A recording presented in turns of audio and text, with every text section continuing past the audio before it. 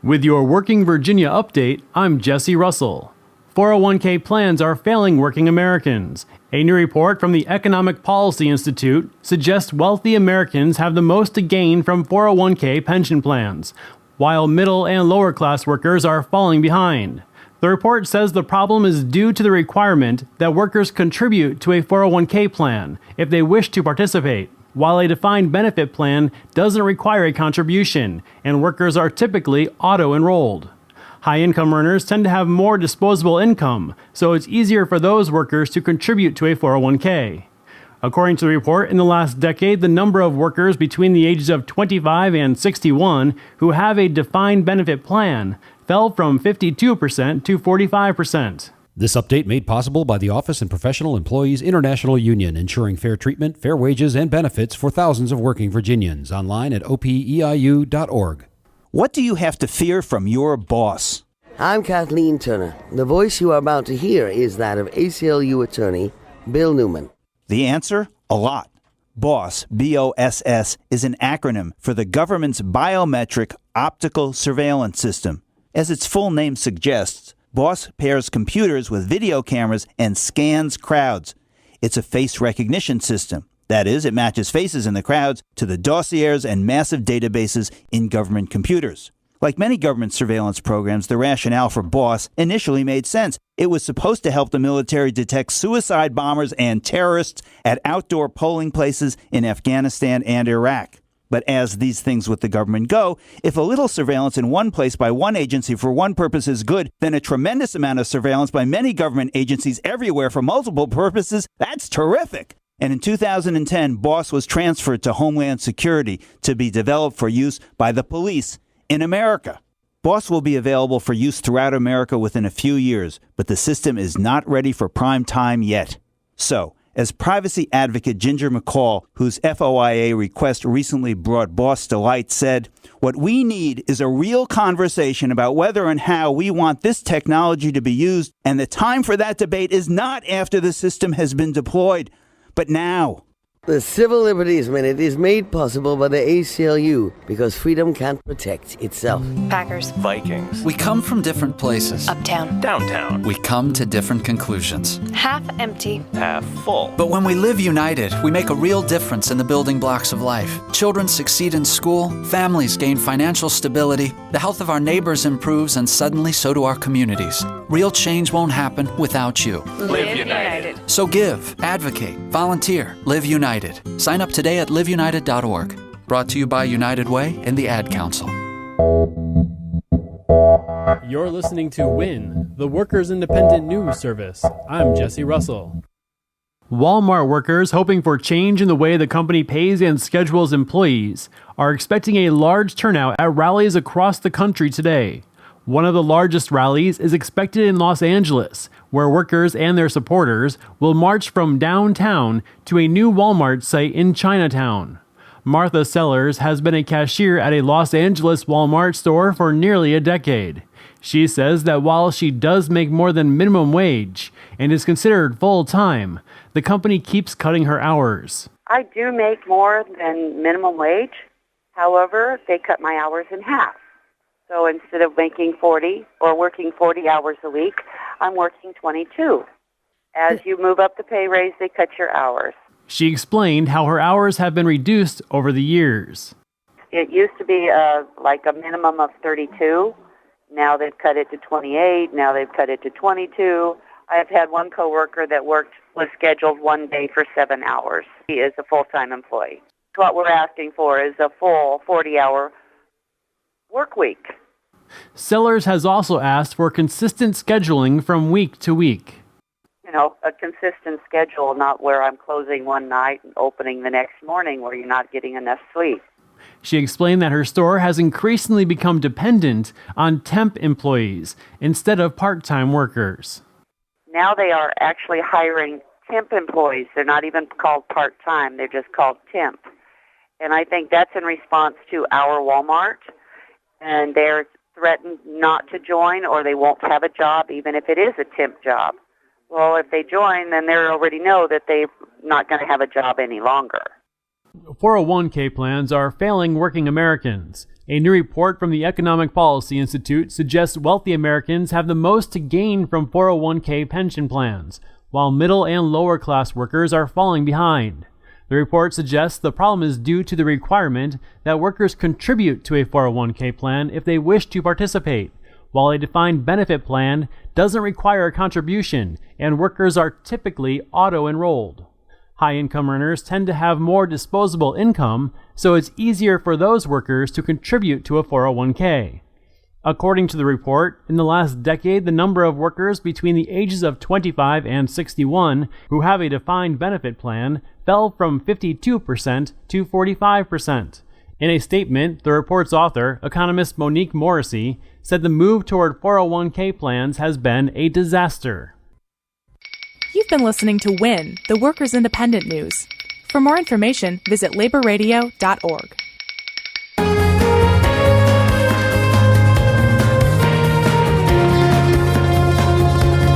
American citizens everywhere are demanding and supporting speedy and complete action. Broadcasting from the We Act Radio studios in Washington, D.C., heard live across the nation, this is Take Action News with David Shuster. Many of the world's great movements of thought and action have flowed from the work of a single man. There is work to be done. The state of our economy calls for action, bold and swift, and we will act. We will take action when action is required.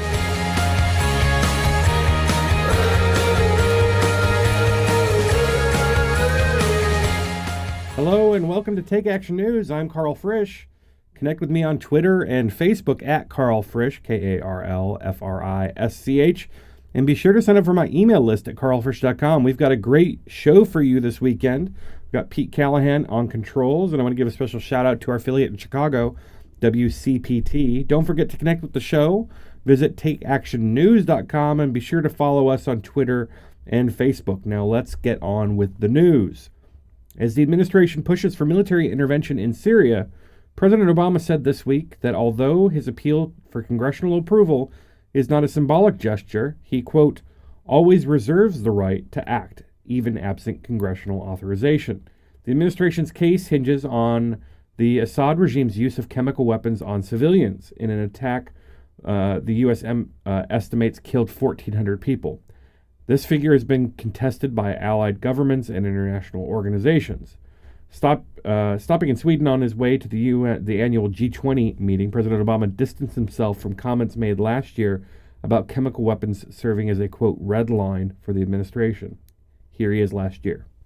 I have, at this point, not ordered military engagement in the situation, but the point that you made about chemical and biological weapons is critical.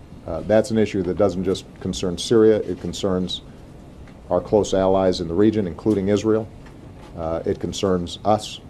We cannot have a situation where chemical or biological weapons are falling into the hands of the wrong people.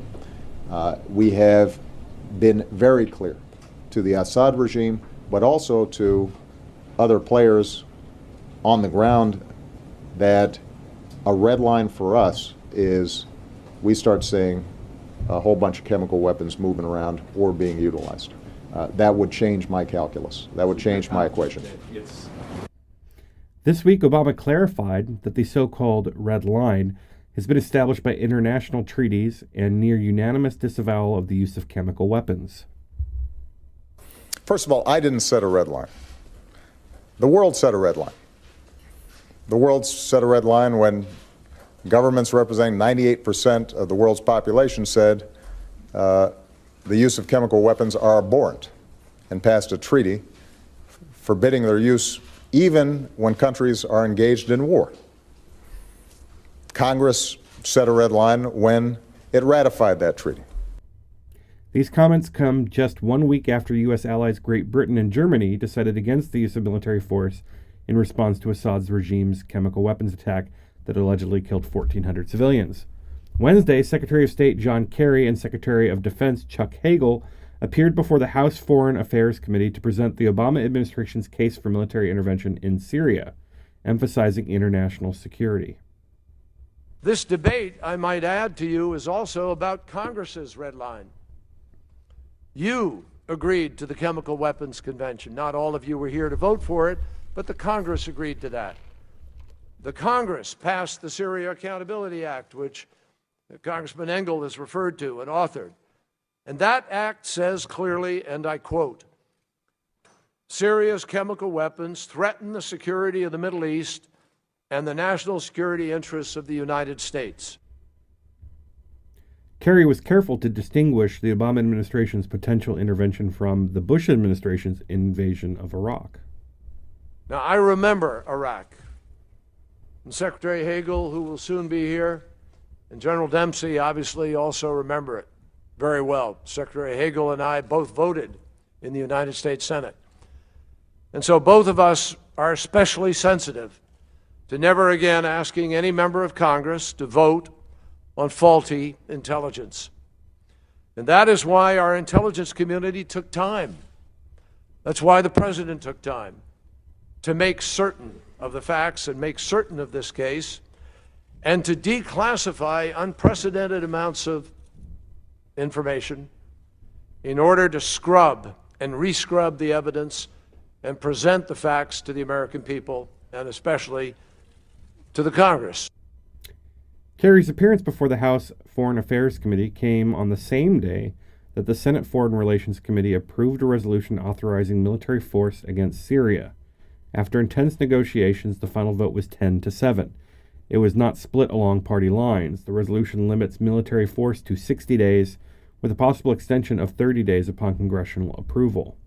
The administration has won the approval of several key congressional leaders, including House Speaker John Boehner and House Minority Leader Nancy Pelosi. Senator John McCain, one of the president's fiercest critics on the subject, also endorsed the Senate Foreign Relations Committee's authorization of military force. Both the House and Senate are expected to vote on authorization of military force next week.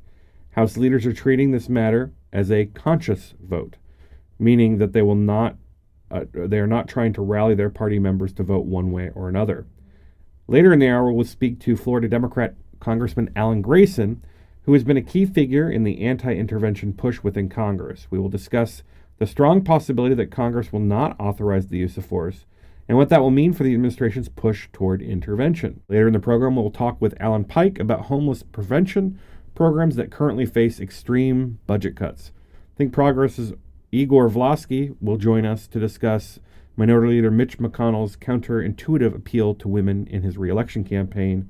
And finally, Jeff Spitko of the Gay and Lesbian Victory Fund will join us on the program to discuss the unusually high number of LGBT candidates in strong positions to win in New York City's upcoming elections next week.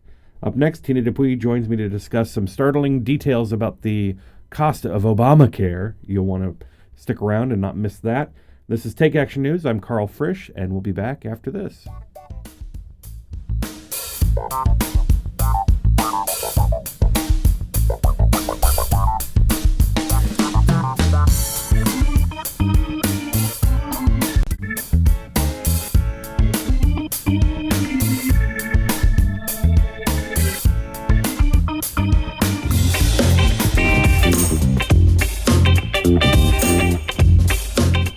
If you're planning to replace your Social Security card simply because you don't have it, you may not need to replace it at all. What's most important is that you remember your Social Security number. Remember during school how you memorized information and answers for tests? In the same way, you should memorize your Social Security number. Knowing your number is important, but having the card may not be. If you really do need to get a replacement card to show to an employer, it's easy to apply for a new one. Find out how at www.socialsecurity.gov/SS number.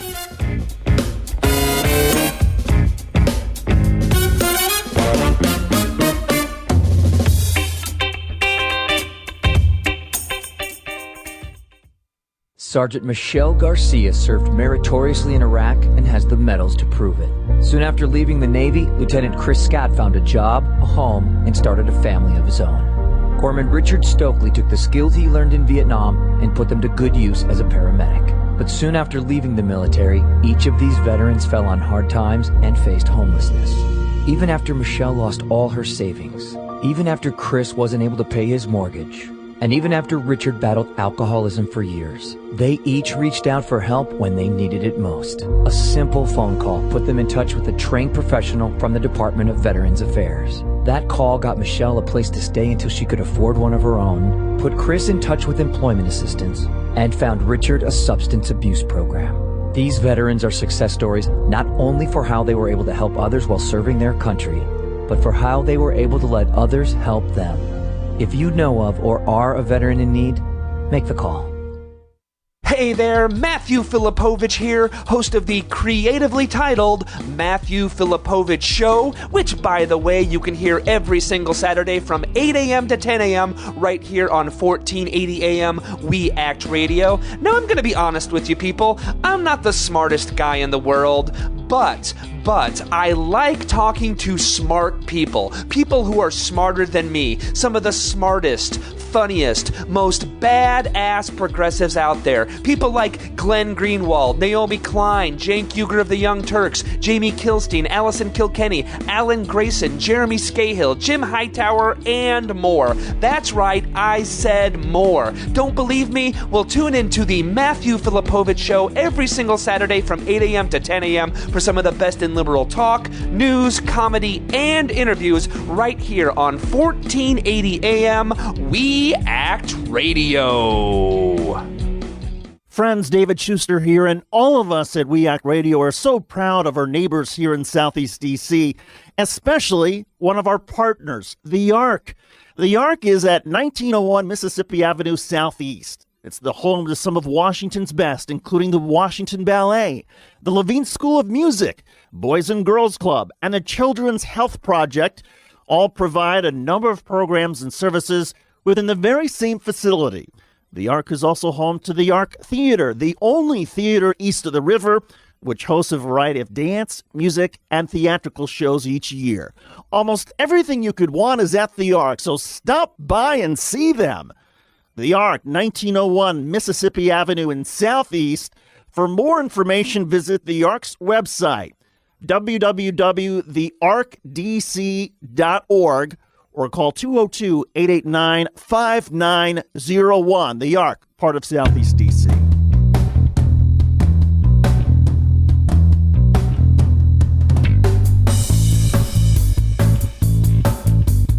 Welcome back. This is Take Action News. I'm Karl Frisch all afternoon. Joining us now, one of my favorites, Tina Dupuy. She is the editor-in-chief of thecontributor.com. You can find more of her work, her syndicated column, at Tina Dupuy. That's DUPUY.com. Follow her on Twitter and everything else. Tina, thanks for joining us. Hi, Carl. So last time we had you on the show, we talked about your column concerning the poor shaming of America, which is essentially trying to make those who are, the working poor, the working class, seem as if they are morally less than the rest of us because of some reason, and that's why they're poor. I wanted to get your reaction to this article that I read on Dan Savage's blog, The Slog, over at The Stranger in Seattle, about a young Starbucks employee, I don't know if you saw this, who was living on food stamps like many people that work in that the fast food industry. And he was fired for eating one of the sandwiches that Starbucks threw away at the end of the day. When they mark things as, we can't sell these anymore, they've expired, whatever. He grabbed one out of the trash and ate it, and a week later he was fired. What does it say about the way we value workers in this country that a young man who is trying to do what's right, he's 21 years old working at Starbucks, but not making enough, and he's working almost full time. They keep you just below full time so that you don't accrue benefits. He's working his tail off, working almost full time, but still can't afford enough money to pay for food, so he's eating out of the garbage, and his employer fires him as a result, saying that he was stealing from the company food that they had already thrown away. Right, because we'd also like to waste food before feeding our employees.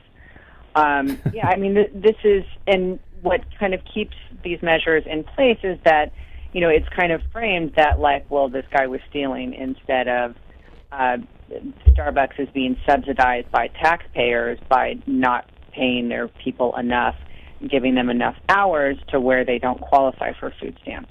It's really framed the wrong way.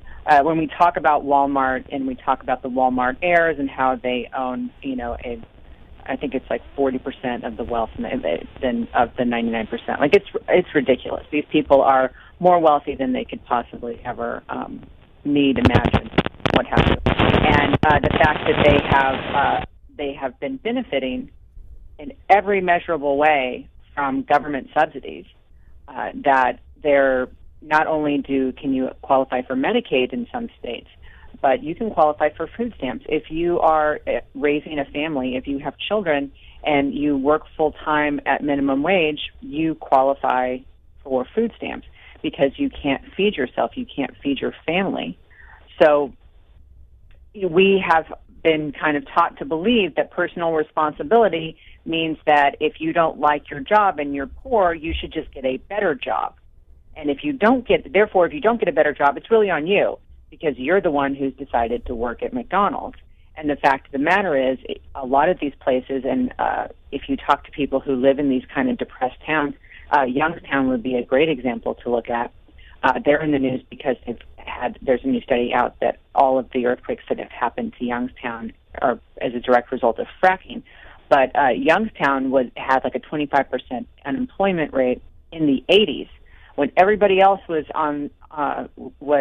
being raised up, right? When everybody else was having a boom. When Ronald Reagan was carrying us all on his broad shoulders.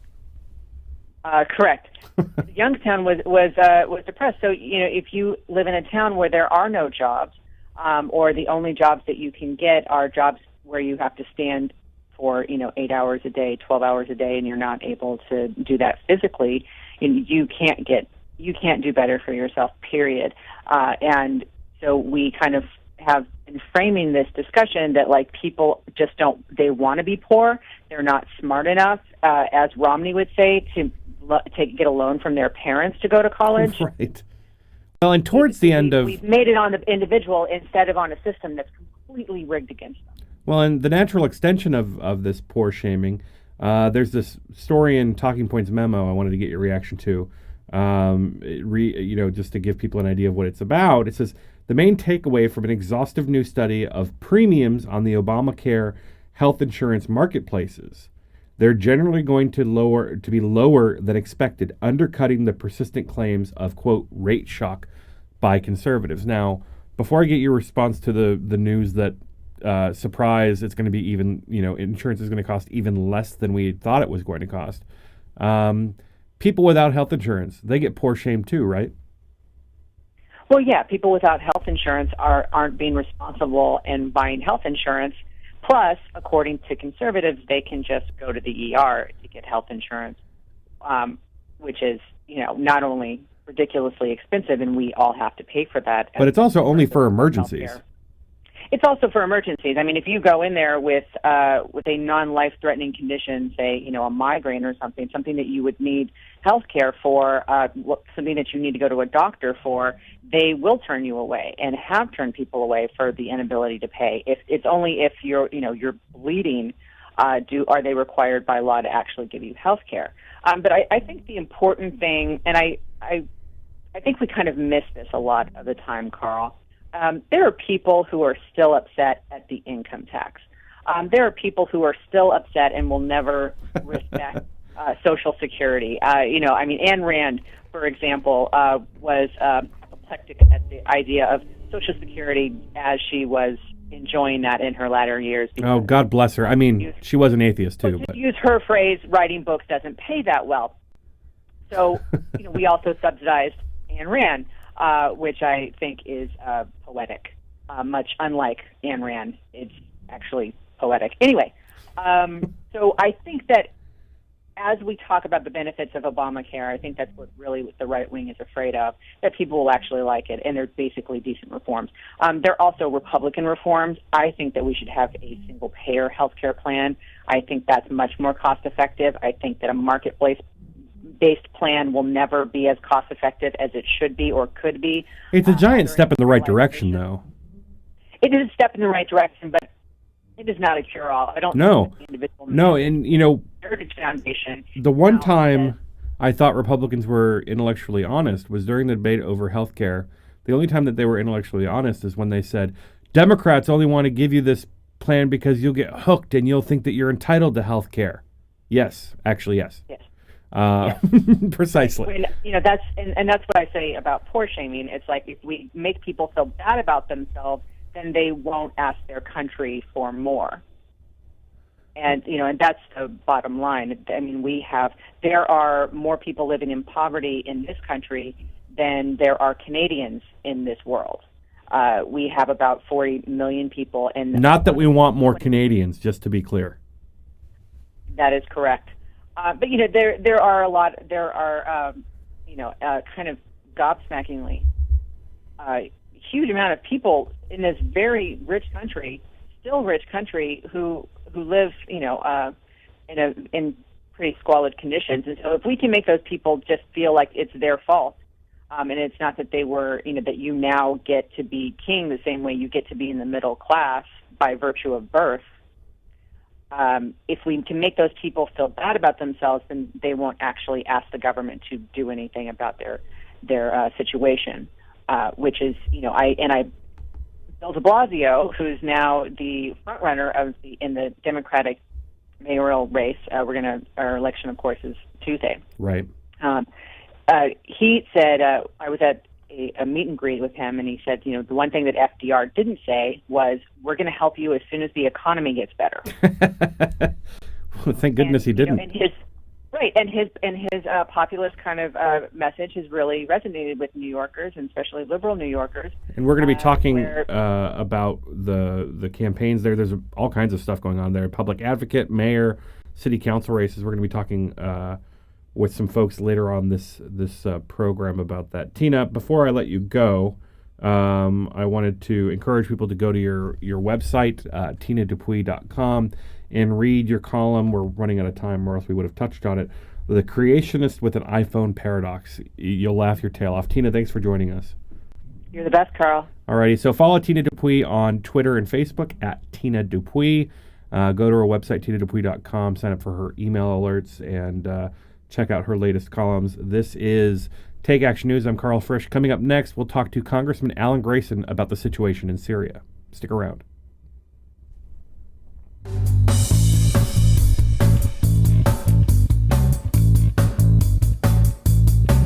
You're listening to Take Action News on We Act Radio, produced at the studios of WPWC 1480 AM in Washington, D.C., your nation's capital. I had a sore in my mouth that just wouldn't go away. And after a couple of weeks, I went to my doctor. A sore, lump, or thick patch in your mouth or throat could be a symptom of oral cancer. My doctor told me I was smart to come in. He said that oral cancer is more common in African American men than in any other group in the U.S. It turns out I did have oral cancer, but it was caught early and my treatment was successful. I'm glad I got it checked. That probably saved my life. If you're an African American man, you need to know about oral cancer. Visit a doctor or dentist if you see changes in your mouth that don't go away after 2 weeks. It's important to get an oral cancer exam, because if you do have cancer, the earlier it's caught, the better. A message from the U.S. Department of Health and Human Services, National Institutes of Health.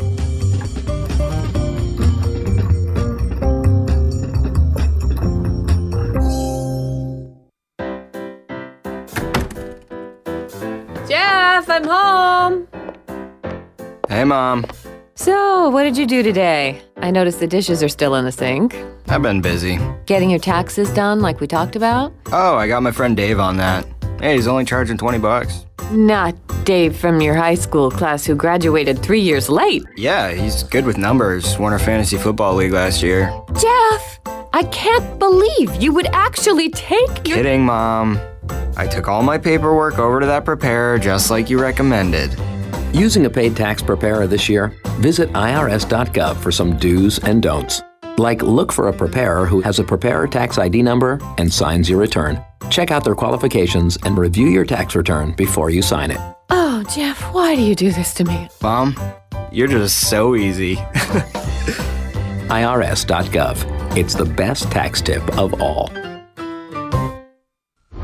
You know, this used to be a good neighborhood. Now it's a mess. You got all these polyps running around. Stick it in the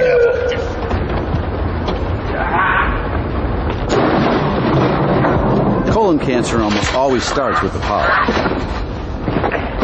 Get the polyp early and stop colon cancer before it even starts. Where do you think you were running to, huh? I didn't even see you guys there. I don't know. Get the test, get the polyp, I want to talk to my lawyer! get the cure. I got a phone call! CD is for everybody, not just for the few. Anyone can share VD with someone nice as you. If you're curious or confused, get information or a pamphlet at most pharmacies or a health clinic. If you need help, see a doctor.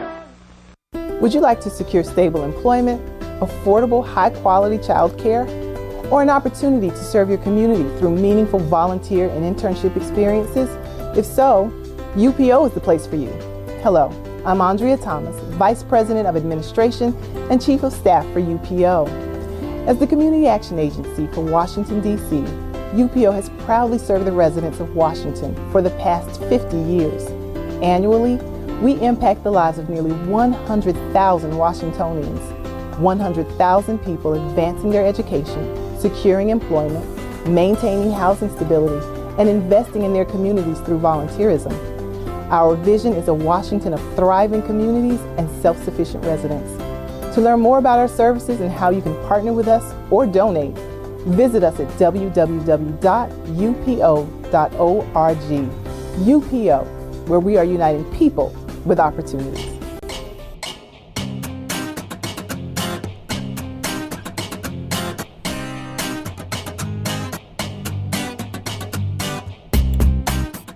Welcome back to Take Action News. I'm Karl Frisch. More about me at karlfrisch.com. Things are really hitting up over the situation in Syria here in the nation's capital. Congress has been holding hearings, and we're expecting votes next week. I'm pleased to be joined by one of the leaders in the effort to stop an intervention, Congressman Alan Grayson. Congressman, thanks for joining me. We're getting ready to dive into conversation about Syria as things are heating up in Washington. I am pleased to introduce Congressman Alan Grayson, who has really been leading the fight for a more critical debate about the situation in Syria and what, if any, response the United States should have. Congressman, thanks for joining me. Yes, thanks for having me on the show. So one thing that's occurred to me, and I wanted to get your thought, this whole notion, there's been some debate of late in the last day or two about the president saying that chemical weapons was a red line and that, he wasn't setting the red line, it was the world that was setting the red line. Are chemical weapons really a red line? I mean, does sarin gas have any less or more of an impact on a people than, say, machetes in Rwanda over the course of a generation? Well, a corpse is a corpse. That much I think we can all agree on. But the fact is that it's just not our responsibility. Right. I mean, if we went around, there are problems all over the world. Yes. Why don't we drop some bombs in Somalia while we're at it, or Burma? Burma's had a civil war now since 10 years before I was born. Far more people have died in the Burmese civil war than died in the Syrian civil war. And yet so far, a dozen different U.S. presidents have resisted the temptation to bomb Yangon. So what do you think is driving this zeal to go into Syria? Well, I think a misguided sense of the need to do something. But it's often the case that when you do something, you make things worse, and you have to allow for that possibility, particularly when you're talking about bombs and missiles. Essentially, it's not our responsibility. But more fundamentally, we're not going to be able to make things any better. It's expensive and it's dangerous. There's all sorts of ways that this could lead to a wider war. And I think that it's naive to say, well, we'll just fling some missiles in there and that'll be the end of it. That's never the end of it. We know that from experience. Recent experience at that. That's right. Congressman, you told The Atlantic that the administration was dominating the conversation and that was part of the problem. Can you expand on that a bit? I know that we're now beginning to hear more voices other than your own, which is progress. Do you see the situation improving at all? Well, the main thing is that we're actually hearing the people's voice. It makes it impossible for the administration to dominate the conversation when people, ordinary people, are just screaming at the top of their lungs that they don't want this to happen. It's not our problem. We've set up a website called don'tattacksyria.com, and in no time got 40,000 signatures on our petition to Congress against this. And whatever the administration is saying to members, the fact is that several different members now, both Democratic and Republican, have reported that their own emails and their telephone calls to the office are running more than 100 to 1 against this attack. You know, the polls show that the public is 2 to 1 or maybe 3 to 1 against this. Well, and it's also even across party if you look at the polling. Well, that's right. And according to the current whip count within the House of Representatives, with the president applying his so-called full court press and his flooding of the zone, with another term that he's used. And I don't know why we always resort to sports metaphors when we're talking about life and death. Because it makes us butch, Congressman. What's that? It makes us nice and butch. Yeah, maybe so. But the fact is that among the Democrats in the House now, the president is down roughly 4 to 1, and among Republicans, it's more than 10 to 1. As of this morning, according to the Washington Post, only 19 members of the House had come out in favor of this, and 174 had come out against it because the public is speaking. The president is doing one briefing after another briefing after another briefing. He's had everyone and his brother call members of Congress from inside the administration and urge them to authorize this act of war. But people here just aren't buying it because their own constituents are weighing in. 4 classified briefings in 1 week weighs less with members of Congress than virtually unanimous, vehement opposition from the voters, which is exactly what's happening at this point. Well, and I would say that, if anything does come out of this is resetting things so that hopefully presidents and this president and future presidents will come to Congress for authorization over these types of things. Now, he did say, and I want to read you a quote from NPR, the president, this is from NPR, although he says he did not ask Congress to authorize the use of force against Syrian President Assad's regime as a, quote, symbolic gesture, President Obama reiterated Wednesday that, quote, I always reserve the right and responsibility to act on behalf of America's national security. 2 questions coming out of this. What happens if he goes against Congress's wishes and does airstrikes in Syria anyways? And what is America's national security interest here, if any? Well, to take the second question first, the answer is none. No Americans have died during the entire course of the Syrian civil war. None of our allies have been attacked. With the reason why we call the Department of Defense the Department of Defense and why we changed its name from the Department of War is because it's supposed to defend us. It's not supposed to attack other people. It's supposed to defend us. And I feel sorry about what happened to Syrian civilians. It's horrible. I don't think anybody is leaping for joy. Right. They're outside the scope of the protection established by the constitutional powers given to the president and given to the Department of Defense.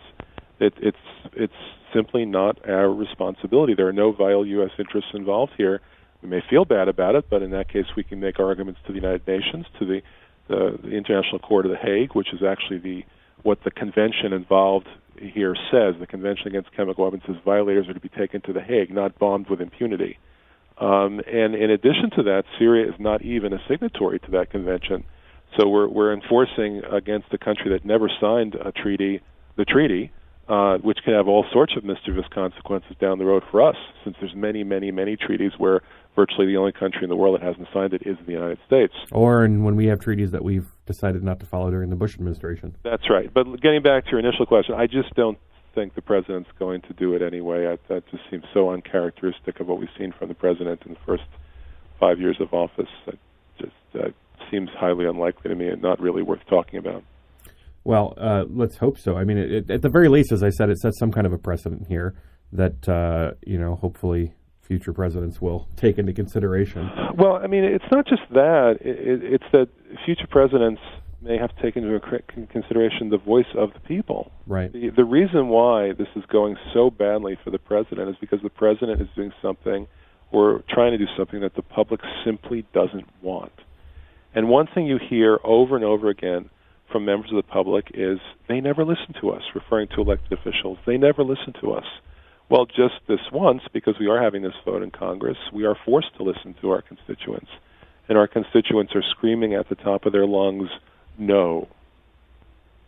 And I think it speaks volumes that there are a significant number of progressives who have supported the president on a variety of different things that are willing to stand up and say, I disagree. And by the way, this is something the president asked for. He has said repeatedly in the past that he wants progressives to hold his feet to the fire. So, towards that end, I mean, one of the things that has kind of been perplexing to me are the comparisons to Munich and everything else that we see being thrown around with impunity, kind of touching off the Godwin's law, antennas. Yes, I've been upset about that too, but the obvious weighty precedent in people's minds is Iraq. Right. If we're going to say, can we at least finish our existing wars before we start a new one? we had 10 years in Iraq. We've now 12 years in Afghanistan. And by the way, at this particular moment, after 5 years of the Obama administration, we have more troops in Afghanistan than we did the day he was sworn in. And it just goes on and on and on. We spend more money on our so-called defense than the next 43 countries combined. We spend 5 times more than China, with a population that's 4 times larger than ours. We spend 10 times more than Russia, which historically is our only real threat. And you scratch your head and you say, well, have we now reached the point where people think that just because we're spending all this money, we have to have something to show for it, so we're just going to go and bomb someone? Right. This is way... What good are shiny new military toys if you can't use them, Congressman? What's that? What good are shiny new military toys if you can't use them? Well, I mean, as I said a week ago, the only people who really want this are the military-industrial complex. The maker of the missiles that would be used in this attack, Raytheon, their stock has gone up 20% in 2 months. Gee, I wonder why. So what do you think comes next in this discussion? There'll be a Senate vote if there's no filibuster, and then I guess there'll be a House vote. But the president, I can't picture how the president's going to come up with 217 members of the House to vote for this when 174 have already said they won't, and only 19 have said they will. I mean, on projecting those numbers out, it's going to be a resounding defeat for warmongering, and it's going to be a resounding defeat for the military-industrial complex. Well, and, it's interesting to me that the Congress is actually going to be having a vote on something that the president has asked for a vote on. When the president fails in his effort to get approval here, do you think that folks should shift their focus to the other things that have been languishing in Congress that deserve a vote? Jobs and food and everything else? That's the worst thing of all. We're 3 weeks away from a government shutdown. We're 5 weeks away from the government running out of money when the debt limit is reached. And we're wasting enormous amounts of time and money debating whether to have a humanitarian war, whatever that is. And let's drop some humanitarian bombs and launch some humanitarian missiles. It is such a gross travesty of the public's trust in that elected officials will pay attention to the things that are important to them. It's quite remarkable. And what's the name of that website again? Don'tAttackSyria.com. And what we're going to do with that information is we're going to, first of all, make sure that the members who are undecided see how many of their own constituents are interested in this issue and are against the attack. So we're going to divide the information by constituency and let people know. Also, it's going to be a clearinghouse for specific public efforts to try to get Congress's attention and to influence the votes, whether we're talking about emails, whether we're talking about telephone calls. We have a phrase here in Congress called blowing up the phones. Right. And I think that's what you're going to see. We'll let people know it's time to blow up the phones and let members of Congress know exactly what you think, even more so than is already occurring. We'll make it 500 to 1 or 1,000 to 1. Maybe that will get their attention. I certainly hope it does. Congressman Alan Grayson from the great state of Florida, thanks for joining us. Thank you, too. Bye. All righty. Stick around. This is Take Action News. When we come back, we'll talk to Steve Clemens from The Atlantic further about the situation in Syria.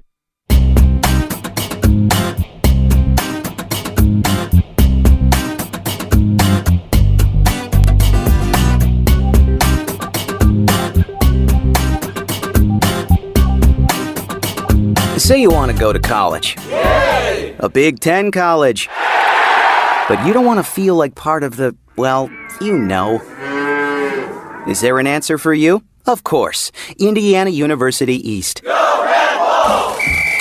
Indiana University East. You'll get the quality of a Big Ten education in a small college setting. IU East offers more than 50 fields of study, from accounting to political science, taught by internationally recognized faculty with an average of 18 students per class.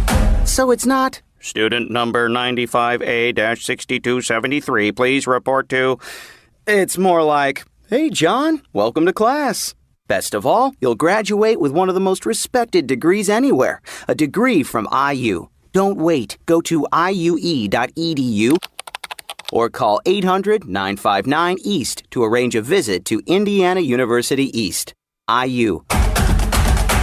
Focused on you. I had a sore in my mouth that just wouldn't go away. Education beyond high school. A path to opportunity and success for our young people. The key to building a better life for themselves and ultimately their own children. But for many, all this is only a dream, because the challenge of paying for education beyond high school seems to put this opportunity out of reach. But there is an organization that can help. Each year we award $80 billion in grants, low-interest loans, and work study to students in colleges, trade schools, and professional schools.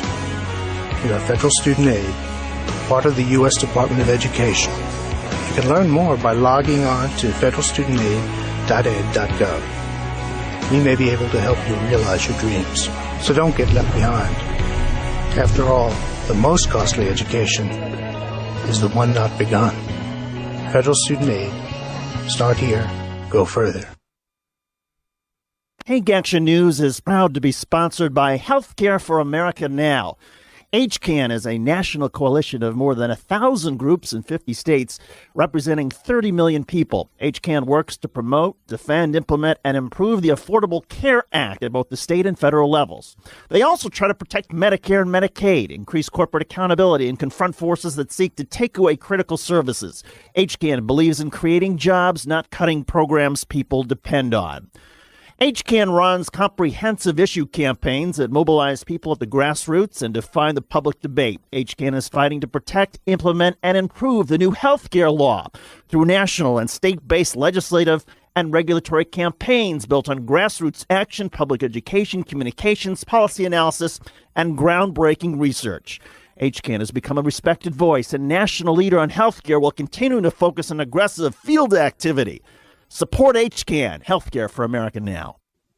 When you go on a road trip, you're careful. You follow the signs to arrive at the right place. It's the same online. Read the internet signs along the way, or you may be led astray. For example, look for the .gov at the end of the web address. If it isn't .gov, it isn't the real Social Security website. People are often victimized by misleading advertisers who use terms like Social Security or Medicare to trick the public. These companies charge a fee for free Social Security services. These services include changing your name and getting a new Social Security card. There's no need to pay for services Social Security offers for free. Go to www.socialsecurity.gov. And remember, if it isn't .gov, it isn't Social Security.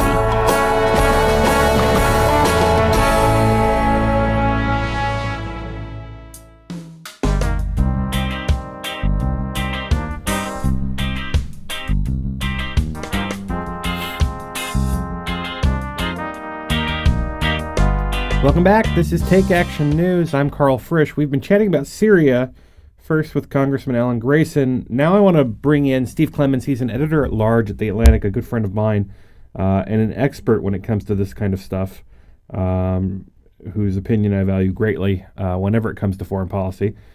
Steve, thanks for joining us. My pleasure, Karl. It's great to talk to you on your new show, and congratulations. Well, still guest hosting for the time being, but it's a pleasure filling in for David Shuster. This is David Shuster's thing. Yeah, that's right. I love David, but Karl, it ought to be the David and Karl show. I appreciate it.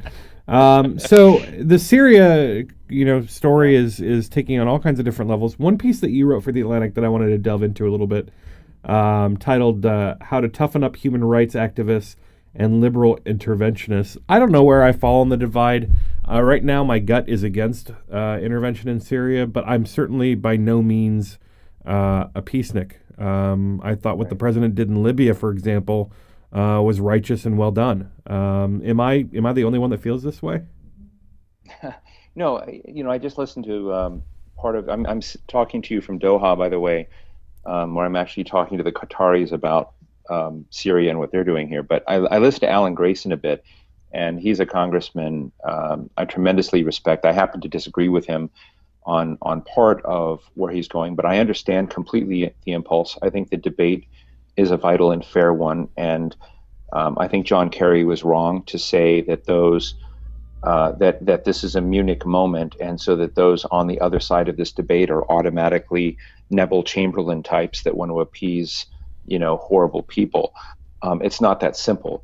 The reason I wrote that piece about humanitarians and interventionists is not to be rough with them. It's that I think that the liberal community and the progressive community engaged in many human rights efforts, which are worthy and righteous and laudable, nonetheless tend to operate more from, I would say, the heart than the mind. They tend to think less in terms of what actions get them to success.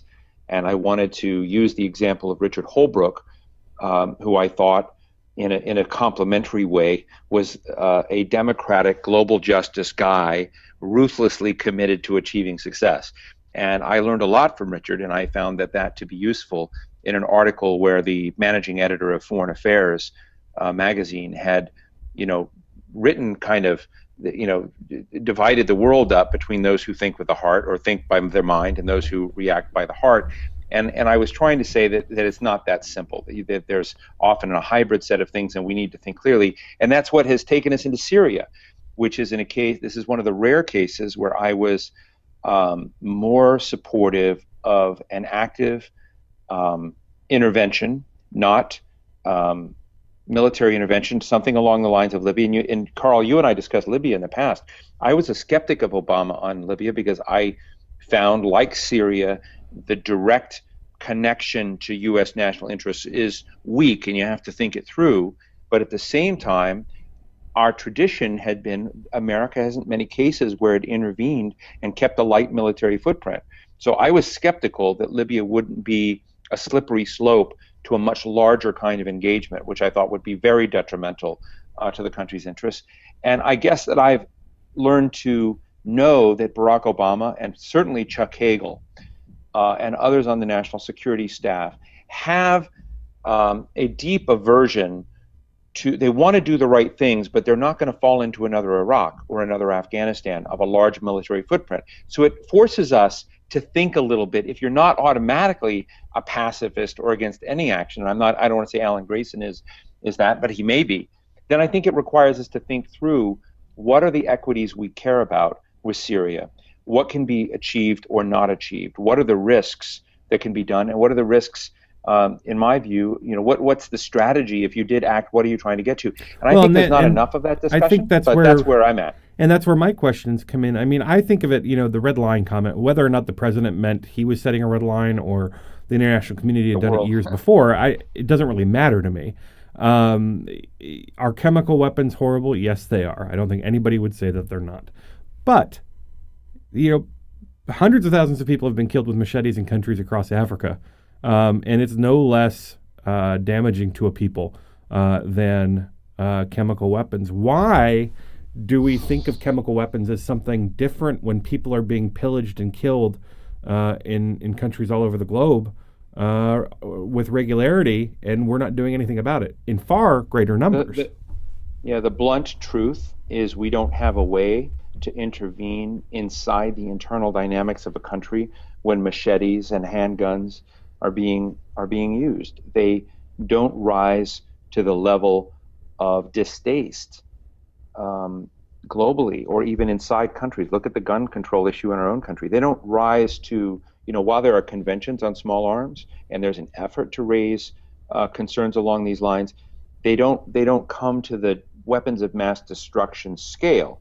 So it's why the death of 99,000 people inside Syria, with which we've had very little on-ramp to do anything about, is a hard discussion to have. It's a terrible reality of this horrid civil war. But people like me will tell you that the 1,400 people who died from the chemical weapons is by class different. It's not to say that the lives lost on one side are worth anything less than the other. It's that the horrors of World War I were so horrific that the world was able to come together and create a global social contract that those weapons need to be inhibited and stopped every way possible. And so there's a bit of amnesia that's been built in as we've moved far beyond that. But you may remember in April 2010, Barack Obama and Joe Biden hosted global leaders from around the world in Washington, D.C., about WMD proliferation, the materials and supplies for nuclear weapons, biological weapons, and chemical weapons. So that was a defining issue where, in my view, President Obama was trying to restore a kind of global commons and a global deal when in the age of Bush and Cheney, this arrangement had really eroded and collapsed a lot, the cooperation on many of these issues. And that's why I think not only is it a defining and personal issue for Obama, but there's a problem. I heard who was it? A congressman the other day, who's normally very supportive, whose name is escaping me right now, very supportive of President Obama, normally say, his problem is people don't remember chemical weapons, and they're asking the same question you are: aren't machete deaths, or aren't handgun deaths, or aren't the many deaths caused by the summary executions inside Syria worth a response as well? And the answer is yes. But this is different. And what I find horrible about this, the issue of 99,000 people dying, is connected to those 99,000 people dying are 3.5 million refugees, a million of them children. And it's taken this incident and this debate to getting any attention at all.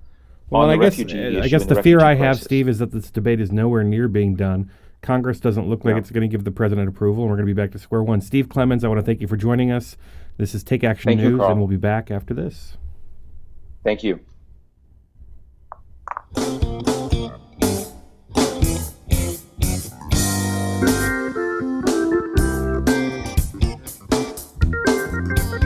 I'm Gary Johnson, former governor of New Mexico.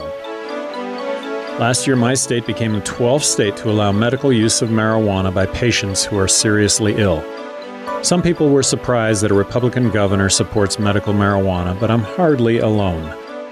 Groups like the American College of Physicians, American Nurses Association, and American Public Health Association have all acknowledged the medical value of marijuana.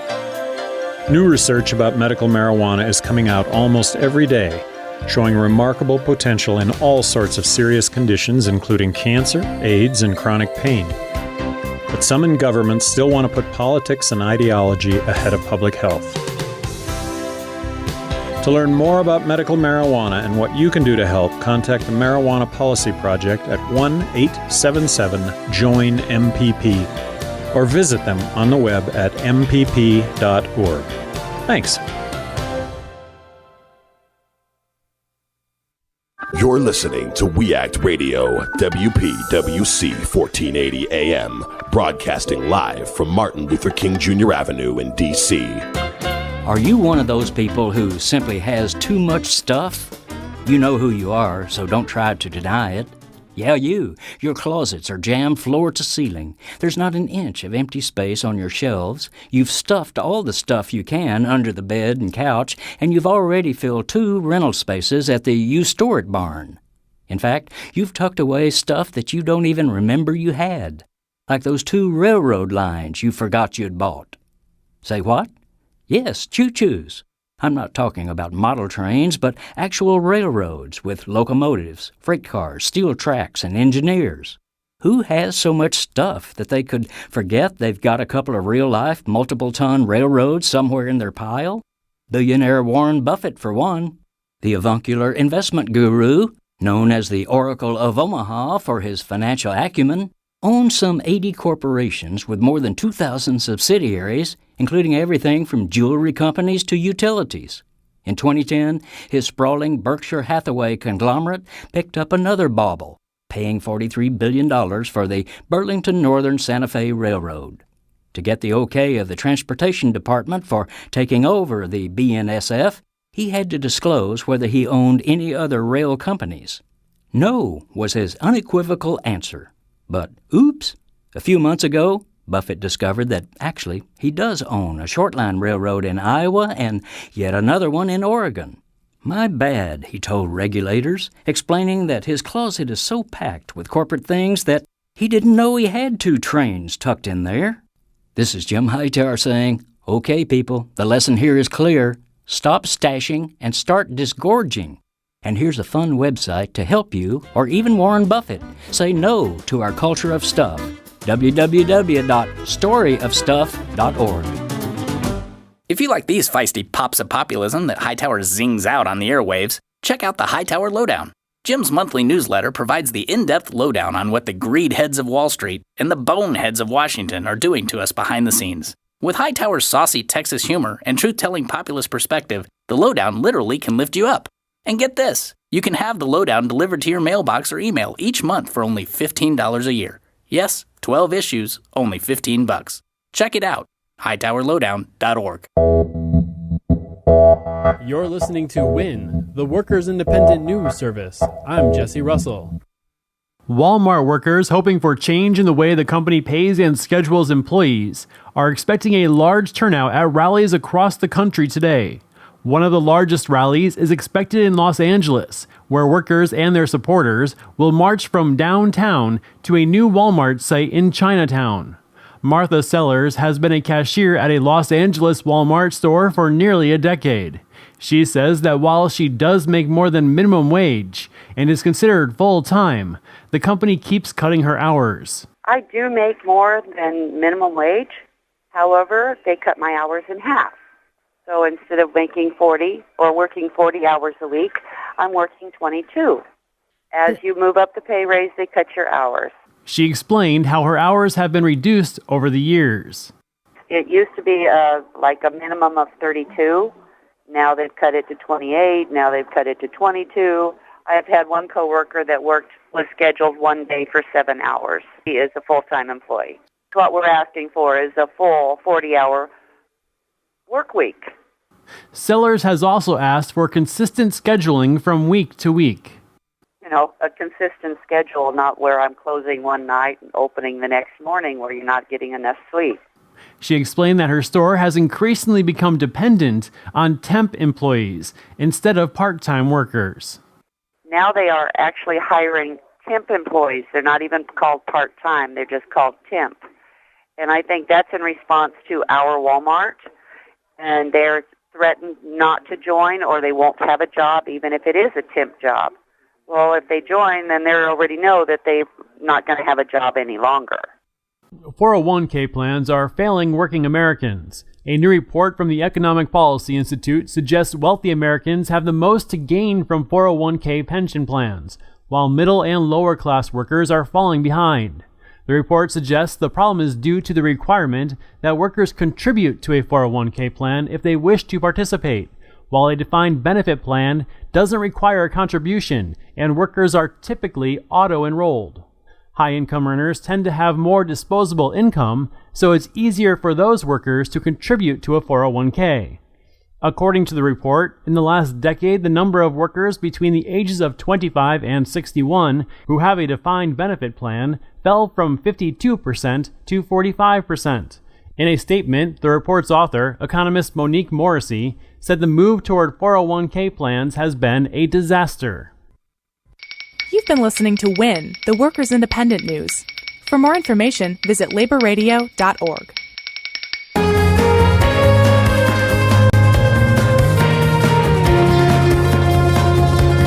American citizens everywhere are demanding and supporting speedy and complete action.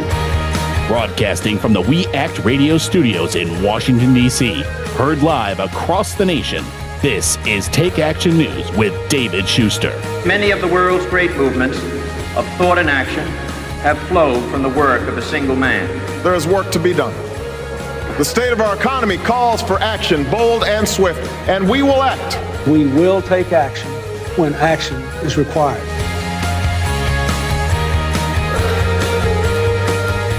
Welcome back. This is Take Action News. I'm Karl Frisch all afternoon. More about me at karlfrisch.com. Follow me on Facebook and Twitter and Instagram and all the other social medias you can possibly think of out there at Karl Frisch. That's KarlFrisch. Don't forget to connect with the show at takeactionnews.com. Follow us and engage with us on Twitter and Facebook as well. We were chatting earlier in the first hour of the show about the poor shaming that's going on. Tina Dupuy having coined the term, as far as I know, and really addressing the way that conservatives in this country make the working poor and those struggling to get by feel, basically making it seem as if some kind of lack of morality, if you were only a better person, you would do better. And towards that end, I wanted to bring on Alan Pike. He's the Deputy Economic Policy Editor at Think Progress, to chat about a piece that he wrote. And this is something that's happening all too common. Didn't know if you were aware, there were 17% fewer homeless people in the U.S. in 2012 than in 2005, despite the worst economic crisis in 75 years. That's thanks primarily to the federal spending to keep at-risk Americans from eviction. 4 years later, however, those same programs are instead facing cuts and could reverse that progress. Joining me to talk about his piece, Programs That Prevented Homelessness from Spiking in Recession Face Cuts, is Alan Pike. Thanks for joining me, Alan. Hey, Karl. Thanks for having me. So this is something that we're seeing all over the place, whether it's these programs that helped, stop homelessness before it happened, so to speak, food stamps, whatever the case may be. These programs that are designed to keep people afloat during these tough times are being cut left and right. The rationale for them is that it's not a problem. Well, it's like Ruth Bader Ginsburg said when in her dissent in the Voting Rights Act being gutted, she said, it's like leaving your umbrella at home because you didn't get wet last time you used it in the rain. Sure. So what's going on with these programs for the homeless? Well, they're fallen victim to this years-long obsession. It's been almost 3 years now that basically all Congress has been interested in doing is cutting everything that isn't nailed down. And if it is nailed down, go grab a crowbar. Let's see if we can cut it anyway. Right.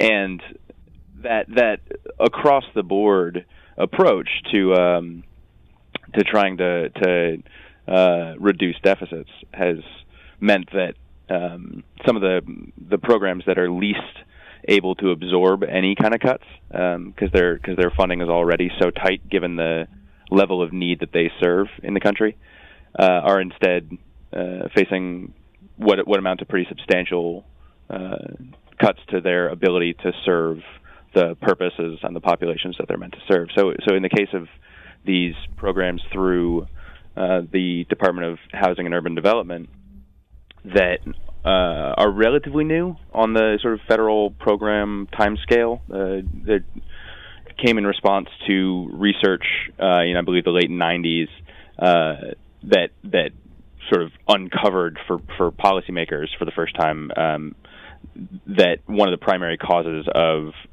homelessness in the first place is one of those perfectly intuitive things that maybe we shouldn't have needed studies to figure out, but we did.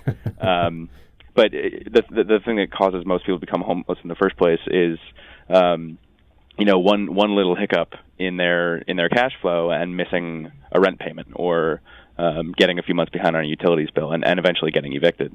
So under the theory that maybe if you could, float those people for that couple of month period where they're at risk of eviction, you could keep them in their apartment or their house or whatever. Well, and a lot of these people are doing precisely what they're told is the American dream, right? Work hard, play by the rules, and you'll get ahead. And like you said, one hiccup. And when we say hiccup, it could be a hiccup. It could be some kind of freak medical situation with a child, or it could be a family emergency of some kind that keeps you from being able to afford your rent for a month. Right. And this program, this series of programs, has been incredibly effective at curbing the level of homelessness in the country. Nearly 20% reduction. Yeah. That's a pretty huge indication that something might be working. I mean, we're so used to in these times talking about, if we can just do 3% here or 2% there. This is almost 1 in 5. Right, and so often with societal problems like this, you're really often the best you can do is to just sort of curb the rate of growth, reduce the homeless population as a percentage of the overall population, and so that means that there are still going to be more homeless people than there were because of population less growth. than we'd predicted there would be. Right, and this is like that's normally the bar for a success story for a public program like this, and this goes far beyond that. This is an outright reduction by we're talking about hundreds of thousands of human beings in the number of people who are homeless in the United States of America and in the richest country in the world. So now, you would think that if anything was going to be spared from if you started your sentence wrong there, if you thought you were against Republicans, you said if you think they don't. So when we look at the way that they talk about food stamps, it's all poor shaming, right? The Congressman Mark Wayne Mullen, his name is not hyphenated; it's just one word. It's double wide, like his mentality and his trailer. He's the guy that was poor shaming a couple that he saw using food stamps because they looked physically fit, and he went into excruciating detail as he described how the man's rippling, sinewy muscles in his workout clothes, and there was a lady there too. Anyways. But we've seen, going back to the Reagan years, the Cadillac driving welfare queens, the way that they shame people who have to use welfare or food stamps. Is the same kind of shaming happening when it comes to this issue regarding the potentially homeless? I think so. I think that there's so much culture war stuff caught up in our policy conversation these days. I'm sure that that's been decades coming, but it's really striking to Mark Wayne Mullen's a great example. We had my colleague Scott Keyes out on the road during the August recess, going to a couple of his town halls and reporting back, and the way that these folks who've been swept into office in the last couple of elections, especially in the House of Representatives, the way they talk about programs, spending that's designed to make poverty a little less bad for people, make there be a little bit less of it in the country, is really staggering. It's I think you're absolutely right. But why, if you make it better, why wouldn't you just sit there in poverty? Sure, right. Because who wouldn't prefer to live on a $300 draw check than work a shovel? I think that I understand. I think how people can come to see it that way, and you could read 19 studies that.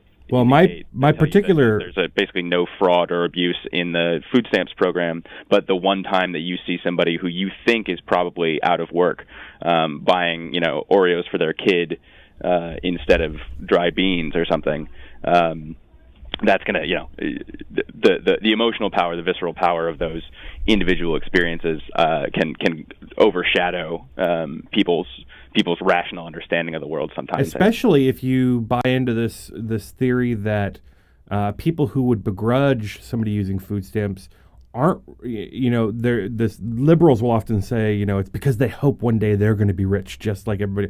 They don't necessarily hope that they're going to be rich, but what they do fear, or they don't even necessarily think that one day they're going to, hit it big. What they fear is that people who have less than them will leapfrog them, leaving them behind.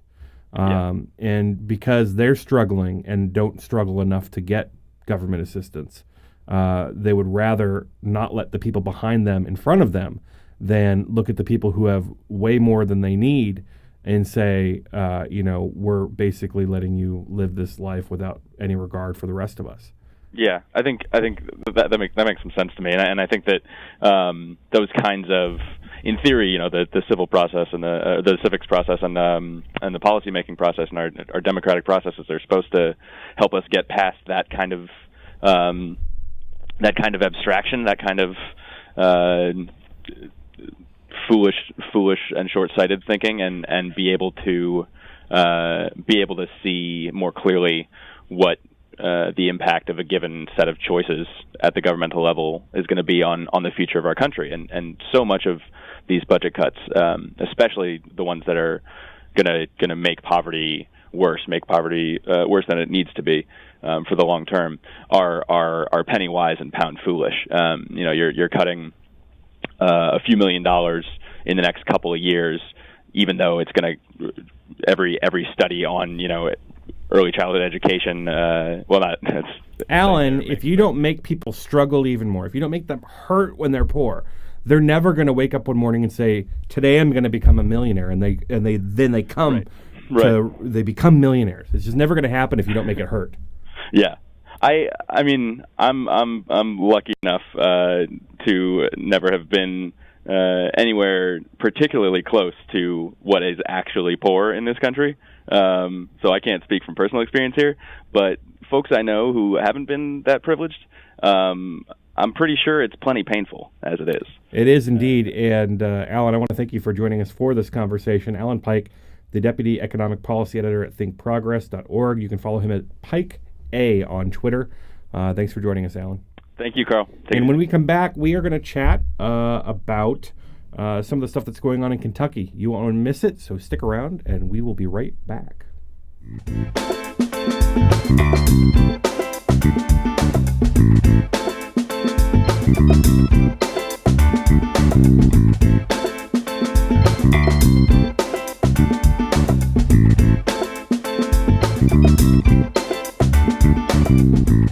Our children are exposed to violence every day, in their neighborhoods, in their schools, even in their own homes. Exposure to violence can have a devastating and lifelong impact.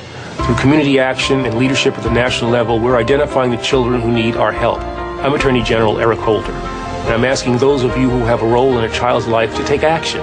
Through your attention and early intervention, we can help children in need to heal, to thrive. Together, we can change their lives and their futures. Join the Justice Department in defending childhood. 100% success rate in modifying free consultations at 2%. Does this sound familiar? If you're in need of assistance with your mortgage, be careful where you turn for help. Loan modification scammers will offer deals too good to be true. Learn the signs so your life won't be turned upside down. Know it, avoid it, report it. For more information or to report a scam, call 1-888-9950 or visit hud.gov/prevent-loan-scams. As a National Guard or Reserve member, you served your country. Now let VA serve you. I wouldn't be here today as a successful woman without the help that I received. Your VA honors your service by providing a wide range of veterans benefits. From home loans to job training, VA benefits can help with some of life's toughest challenges. What's important about VA benefits is they don't just touch you as an individual. They can touch your parents, maybe your grandparents, your child. Go to benefits.va.gov/Guard Reserve to learn more, including how to apply online using e-benefits. I just finished a master's degree recently, and now I'm working on another degree as well. So the military made that all possible. My veterans benefits made that all possible. No matter what the time is, apply for your benefits. You earn them. VA is ready to help you. Achieve your next mission. Learn about and apply for your VA benefits today. Friends, David Shuster here, and all of us at WEAC Radio are so proud of our neighbors here in Southeast D.C., especially one of our partners, the Ark. The Ark is at 1901 Mississippi Avenue Southeast. It's the home to some of Washington's best, including the Washington Ballet, the Levine School of Music, Boys and Girls Club, and the Children's Health Project. All provide a number of programs and services within the very same facility. The Ark is also home to the Ark Theater, the only theater east of the river, which hosts a variety of dance, music, and theatrical shows each year. Almost everything you could want is at the Ark, so stop by and see them. The Ark, 1901 Mississippi Avenue in Southeast. For more information, visit the Ark's website, www.thearkdc.org, or call 202-889-5901. The Ark, part of Southeast D.C. We Act Radio is a very proud partner of the Start at Westminster, a harm reduction, prevention, and awareness initiative sponsored by the Westminster Presbyterian Church right here in D.C. START stands for Syringe, Treatment, Advocacy, Resources, Training. These are the core elements of the harm reduction philosophy at START.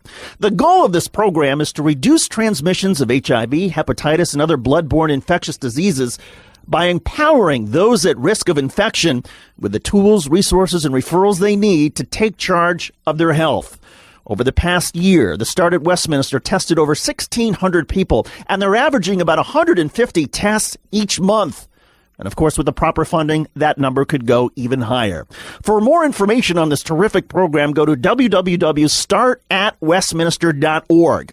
Or visit the Westminster Presbyterian Church, 400 I Street Southwest, right here in Washington, D.C.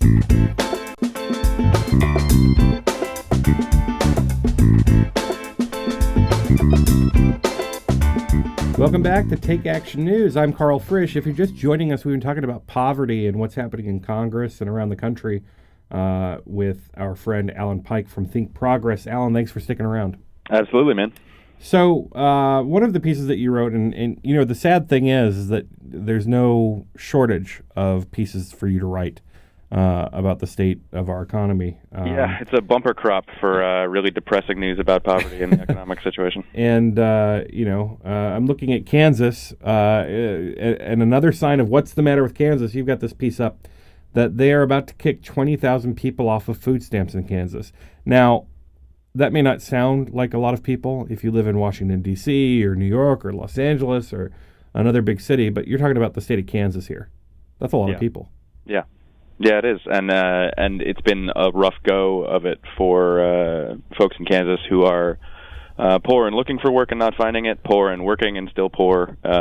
Basically, anybody who's at all shy of middle class or better in Kansas has been taking it on the chin the past year and a half or so. So Governor Sam Brownback was elected in 2010 and has been on a sort of carefully sort of public relations massaged warpath, but a warpath nonetheless. Sam Brownback is a good Christian man, and I will say that the money that he's saving on the food stamps, he and his colleagues are in the process of building a very large head of a needle.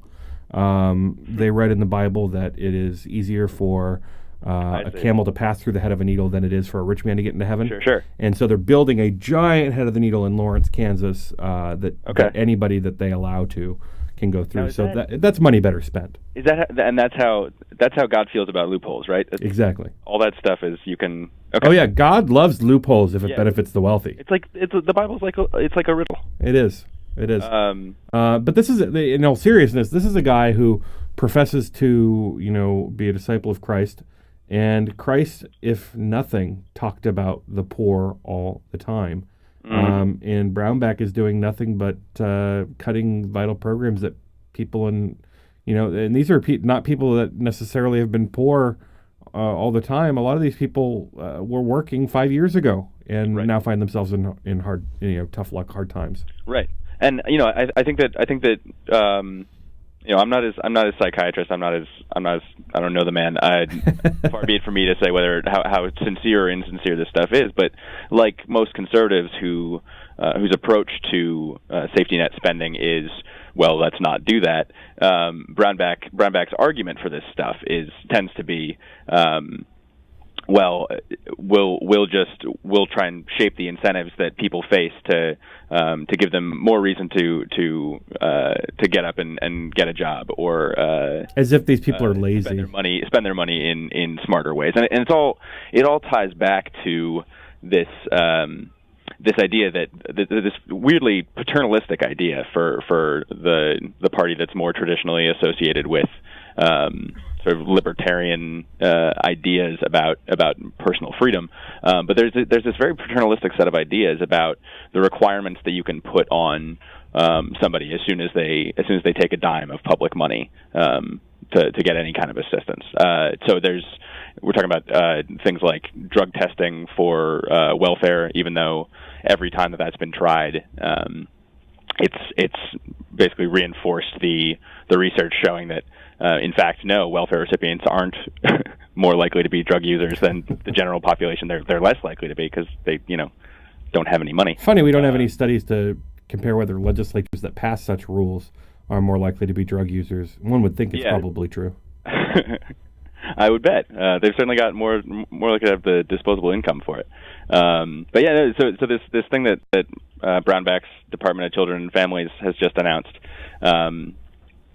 is basically they're not going to continue to waive a federal requirement that people work if they're on food stamps. That's sort of confusingly worded, but the way that the food stamps policy is set up at the federal level, there is a requirement that after 3 months of receiving supplemental nutritional assistance program funds, food stamps, if you are an able-bodied person with no dependent children in your household, then to continue to receive food stamps after 3 months, you've got to go find at least part-time work. You've got to be working at least 20 hours a week. That's a byproduct of the 1990s welfare reforms.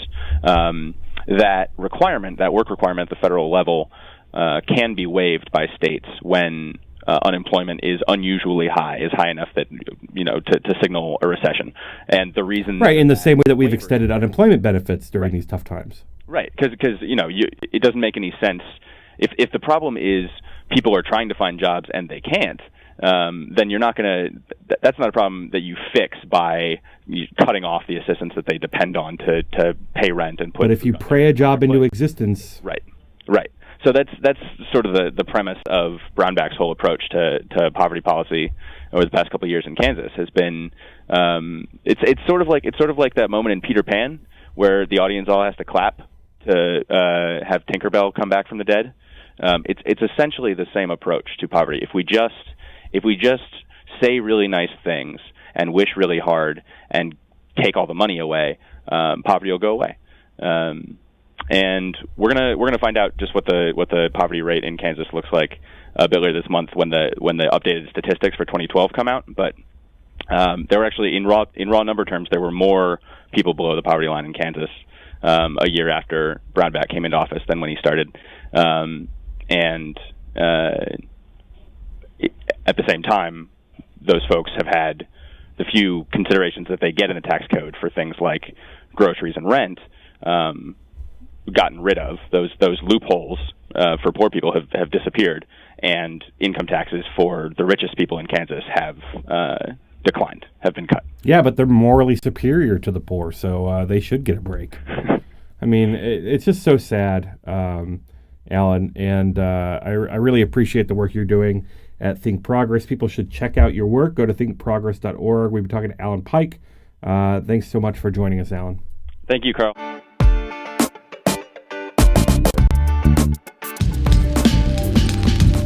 You're listening to We Act Radio, WPWC 1480 AM. Now get out there and do something.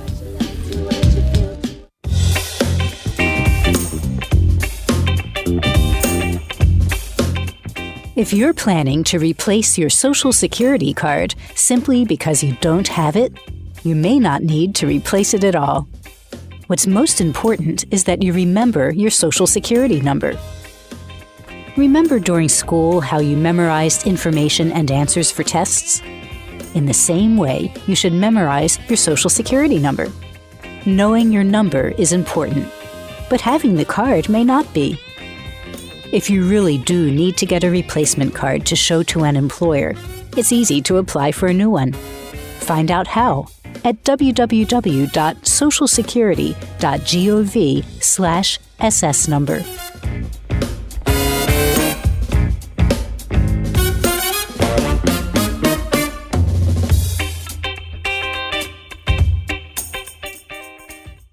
Say you want to go to college. Yay! A Big Ten college. But you don't want to feel like part of the, well, you know. Is there an answer for you? Of course. Indiana University East. Go Red Wolves! Indiana University East. You'll get the quality of a Big Ten education in a small college setting. IU East offers more than 50 fields of study, from accounting to political science, taught by internationally recognized faculty with an average of 18 students per class. So it's not Student number 95A-6273, please report to... It's more like, hey, John, welcome to class. Best of all, you'll graduate with one of the most respected degrees anywhere, a degree from IU. Don't wait. Go to iue.edu or call 800-959-EAST to arrange a visit to Indiana University East. IU. Focused on you. Take Action News is proud to be sponsored by Healthcare for America Now. HCAN is a national coalition of more than 1,000 groups in 50 states, representing 30 million people. HCAN works to promote, defend, implement, and improve the Affordable Care Act at both the state and federal levels. They also try to protect Medicare and Medicaid, increase corporate accountability, and confront forces that seek to take away critical services. HCAN believes in creating jobs, not cutting programs people depend on. HCAN runs comprehensive issue campaigns that mobilize people at the grassroots and define the public debate. HCAN is fighting to protect, implement, and improve the new health care law through national and state-based legislative and regulatory campaigns built on grassroots action, public education, communications, policy analysis, and groundbreaking research. HCAN has become a respected voice and national leader on health care while continuing to focus on aggressive field activity. Support HCAN, Healthcare for America Now. Hello, my name is Jim Gray, and I am a judge of the Superior Court in California and a former federal prosecutor in Los Angeles. I would like to talk to you for a moment about marijuana. Did you know that since the federal government first banned marijuana in 1937, usage in this country has actually gone up by about 4,000%? Or did you know that in the Netherlands, where adults are allowed to possess small amounts of marijuana and buy it from government-regulated businesses, fewer adults and fewer teenagers smoke marijuana than here in our country? Or that an American is arrested on marijuana charges every 38 seconds? If you are wondering if any of this makes sense, you are not alone.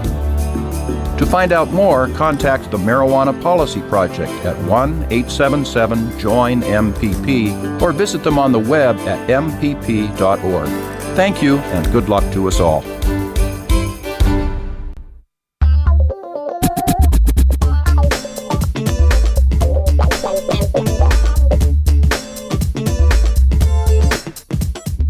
Welcome back. This is Take Action News. I'm Karl Frisch. More about me at karlfrisch.com. Follow me on Twitter and Facebook. If you're following the race for Senate in Kentucky, we've got Mitch McConnell, the Senate Republican leader, who is facing a tough primary from a crazy Tea Party crackpot and will probably end up in a general election against his toughest opponent yet. And he had a press conference. This is hysterical as far as I'm concerned. Where he, touted his support from women. And Igor Vlasky from Think Progress has a great write-up. You should go check it out at thinkprogress.org. He's here to chat with me about it. Igor, thanks for joining us. Thanks for having me.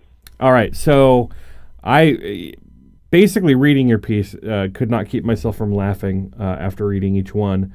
Why don't you walk folks through this crazy event that the senator had down there in Kentucky? Yeah, it's pretty remarkable, and you're right to say that he's facing a very tough challenge in Allison Grimes, the Democratic candidate for Senate there. Allison, she's a woman, and he has really been on his toes ever since she announced. She's been fundraising well, and his numbers, of course, are completely underwater. He's one of the most unpopular senators in the Senate, if not the most unpopular. Which says a lot, because people usually like turtles, and, as our only turtle American senator. It's a big accomplishment for him, yes. And I think part of the reason is really his record on social issues, and specifically on women's rights and women's health and pay equity issues. But what's forcing him on his heels is the fact that Allison Grimes is running as a woman candidate. She's talking about issues that matter to women in Kentucky, and it's forcing the senator to, I think, really for the first time in his career, to host rallies that are called Women for Mitch, Women for Team Mitch, that focus on his support for women. And yeah, it's a tough one because he doesn't have a record to back it up. So he gets up there. This is, I think, a week ago now, to the first of many I think he's going to have across the state with his wife, and talks about how much he supports women, how he has previously backed cancer screenings and other preventive health care measures. A staff member gets up there and discusses about how when she had cancer, Mitch allowed her to stay at home, and the senator found this very emotional and started crying himself, and it was this very kind of moving moment. And then he accused Allison of creating gender divides in the race, and basically hightailed it out of there without taking a single question from the women who had come to this Women for Team Mitch event to hear him talk about women. He didn't address any of their issues specifically, and kind of ran out the door with reporters literally chasing after him. Yeah, it's not the first time we've seen Republican senators who stand a good chance of losing ignoring the press. They did put out this page of quotes from women around the state. And as somebody who has worked on Senate races and somebody who has worked in politics quite a long time, these read like they were written by the third string press staffer on his campaign. I just want to read a few of them. Quote, I am a pro-life voter. This issue is important to Kentucky families, and I am proud of Senator McConnell's record of protecting the unborn. Okay, there are like 9 code buzzwords in there to appeal to pro-lifers. Senator McConnell has been an advocate. People don't use the word advocate, by the way. Only political writers do. Of giving parents the freedom to choose schools for their children. Freedom to choose, buzzwords again. And it goes on and on. There's like one on Obamacare. There's one on the Violence Against Women Act, which I think is hysterical. And let's talk about that now. Here's the line. Mitch was a co-sponsor of the original Violence Against Women Act and continues to advocate for stronger policies to protect women. I am proud to call him my senator. Yeah, that's the one that really got him in trouble. It has a really bad stench around it.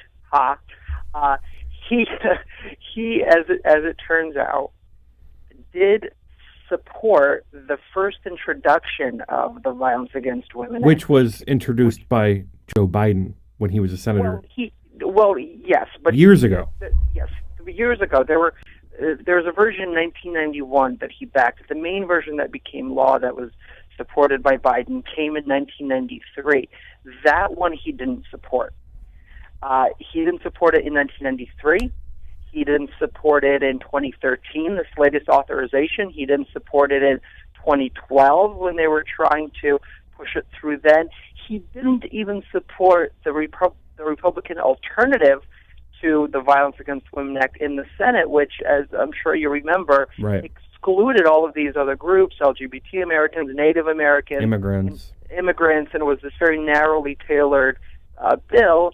He didn't even back that. So I suppose you can point to this 1991 bill, but he didn't do anything after that. And it's really, really remarkable that this is a guy who's now forced to come up with some kind of record for women, and the only thing he can point to is a staffer that he let stay home way back when as a legislator, he certainly voted against bills that would let women take sick leave, for instance, that would ensure that women have equal pay to men, that they know how much men are making through various legislation. Igor, it's pretty simple, really. If you're lucky enough to work for Mitch McConnell, you deserve to have that protection. If you're not lucky enough to work for Mitch McConnell, then, there's something morally wrong with you.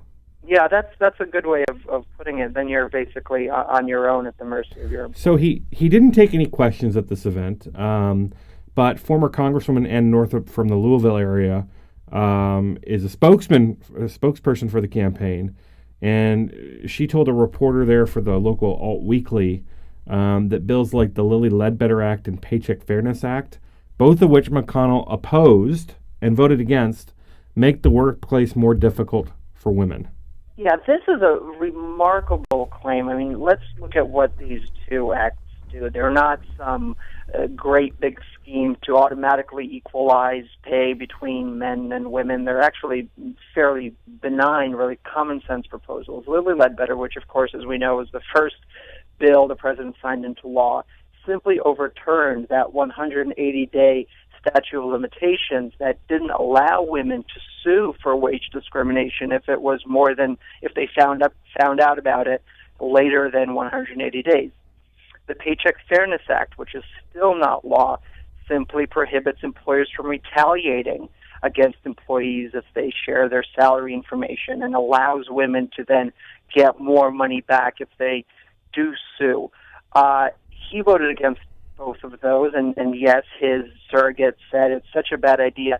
And I think her argument was that because employers would view women as more litigious, they would be less likely to hire them because of the fear that they would sue them sometime down the road. You know, to me, which is illegal, by the way. You cannot yes. not hire somebody because of their gender. Yes, but if you pay them fairly, I think those fears go away. Right. I mean, the assumption there is that employers should have the right to pay women less. Right, exactly, and not be held accountable for it, God forbid. So what kind of reception is the Team Mitch, Women for Mitch, apparently like bungling roadshow getting in Kentucky? Well, you can write very, spicy sounding quotes. They don't even have to be true. And you can also bring a lot of your volunteers who happen to be women to these events. You can do that.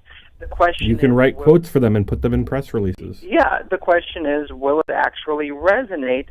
And for the time being, the numbers are still close, and the Grimes campaign seems to be doing a nice job of pointing all of this out, the fact that he has nothing to point to, and so he could be facing some trouble, particularly when he has to protect his right flank. He has a primary there, and now today, I'm sure you saw the Senate PAC there, the DeMint PAC, is running ads against him, saying that he's not opposing Obamacare strongly enough. He's not doing anything to defund Obamacare. So, he's in a tough situation. Well, and tell us more about that. I mean, he's basically in the same kind of position that all these other Republicans who have gone on to lose their nominations or being crippled going into their general elections, when they should have basically had a cakewalk based on his record and everything. Do you have time to stick around? I'd love to chat with you a little bit more about some of your other work concerning what Republicans are doing to slow down Obamacare. Sure. All righty. This is Take Action News. We're talking to Igor Vlasky. I'm Karl Frisch, and when we come back, we're going to talk about more about Mitch McConnell and what his colleagues in the Republican Party are doing to cripple Obamacare before it even goes into effect. Stick around.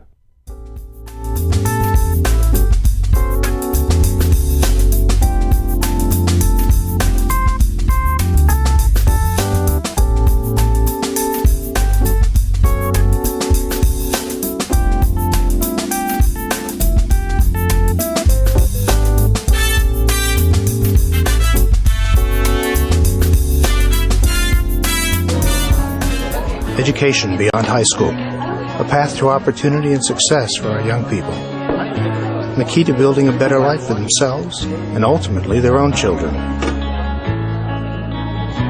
But for many, all this is only a dream, because the challenge of paying for education beyond high school seems to put this opportunity out of reach. But there is an organization that can help.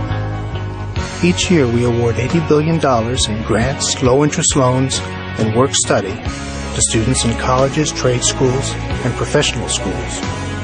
We are Federal Student Aid, part of the U.S. Department of Education. You can learn more by logging on to federalstudentaid.ed.gov. We may be able to help you realize your dreams, so don't get left behind. After all, the most costly education is the one not begun. Federal Student Aid. Start here, go further.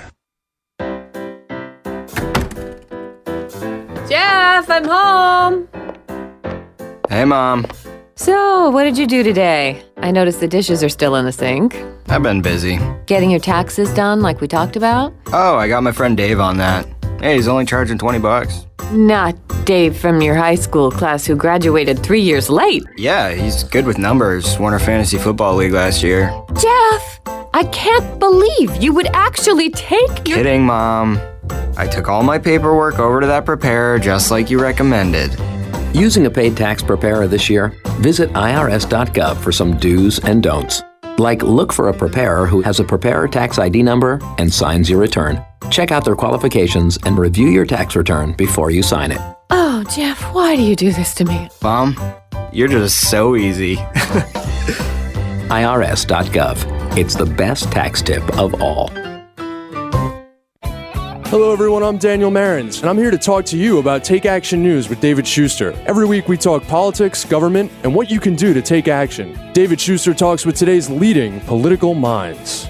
Valerie, so many people will know your name, know your story because of those dastardly actions by the Bush administration to try to discredit your husband, who called them out for their lies that led up to the Iraq War. And in so going after him, they leaked your name.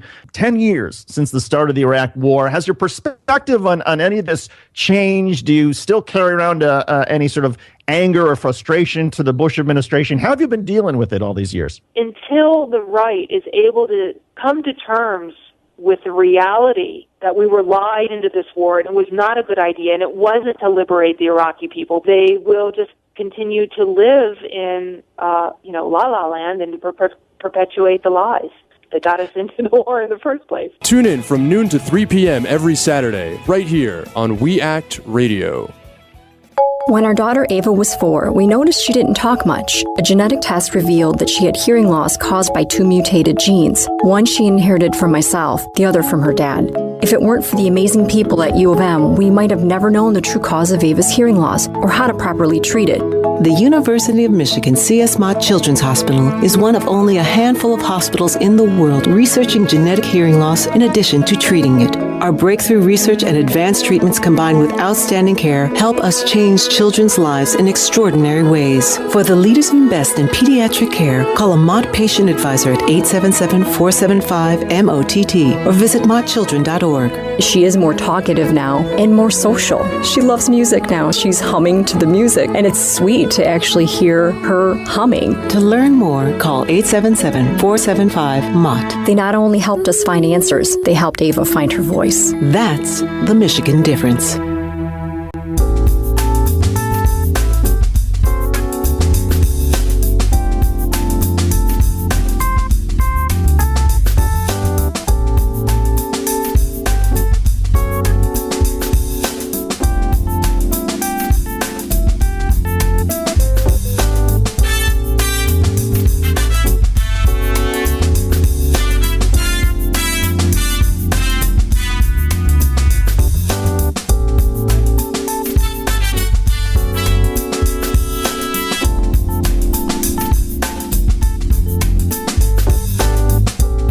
Welcome back to Take Action News. I'm Karl Frisch. If you're just joining us, we've been talking to Igor Vlasky about Women for Mitch. Apparently there are a couple of them, and he's facing a tough re-election. And Igor, as you noted, one of the reasons he's facing a tough re-election is that he's got a Tea Party candidate nipping at his heels, and there's even a right-wing super PAC attacking him for not doing more to defund and stop the threat of Obamacare.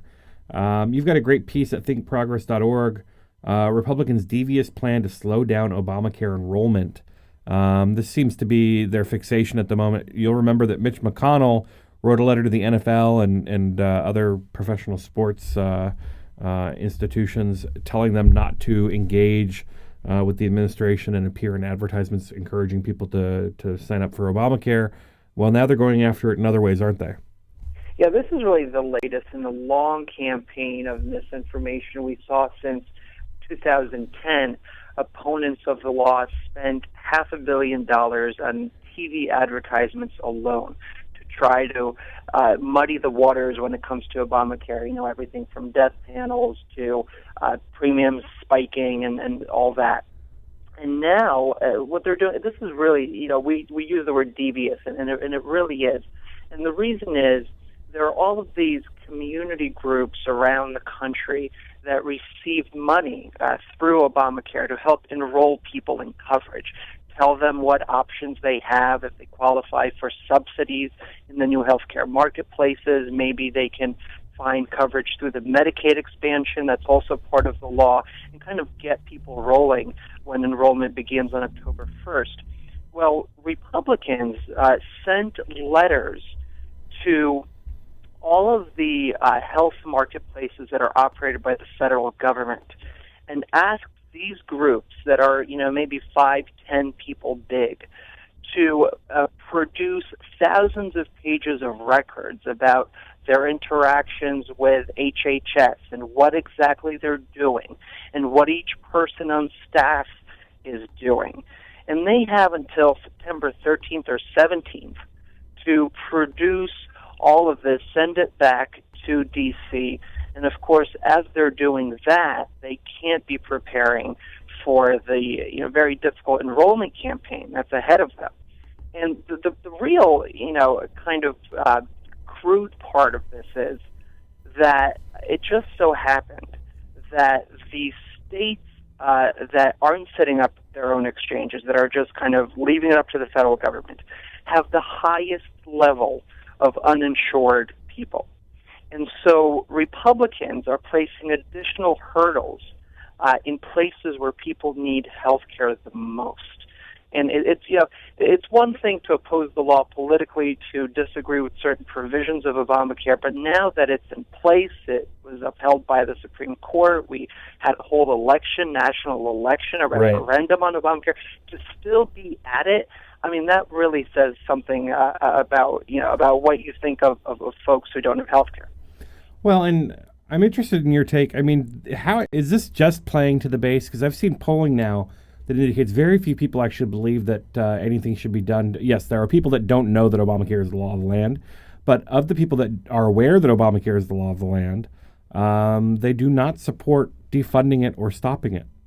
Well, I think it plays to maintaining kind of the Republican government ideology, because if this works, if Obamacare is actually a success, if people go to healthcare.gov and sign up in an efficient way, not only is this going to be a great boost to Obama's legacy, to kind of the Democratic Party as a whole, but it's going to be a big hole in their argument about what government can and cannot do, and it's going to create a program that another program that they oppose that millions of Americans are going to benefit from. I think that creates a problem for them in the immediate future in 2016 when they're going to try to win back the White House.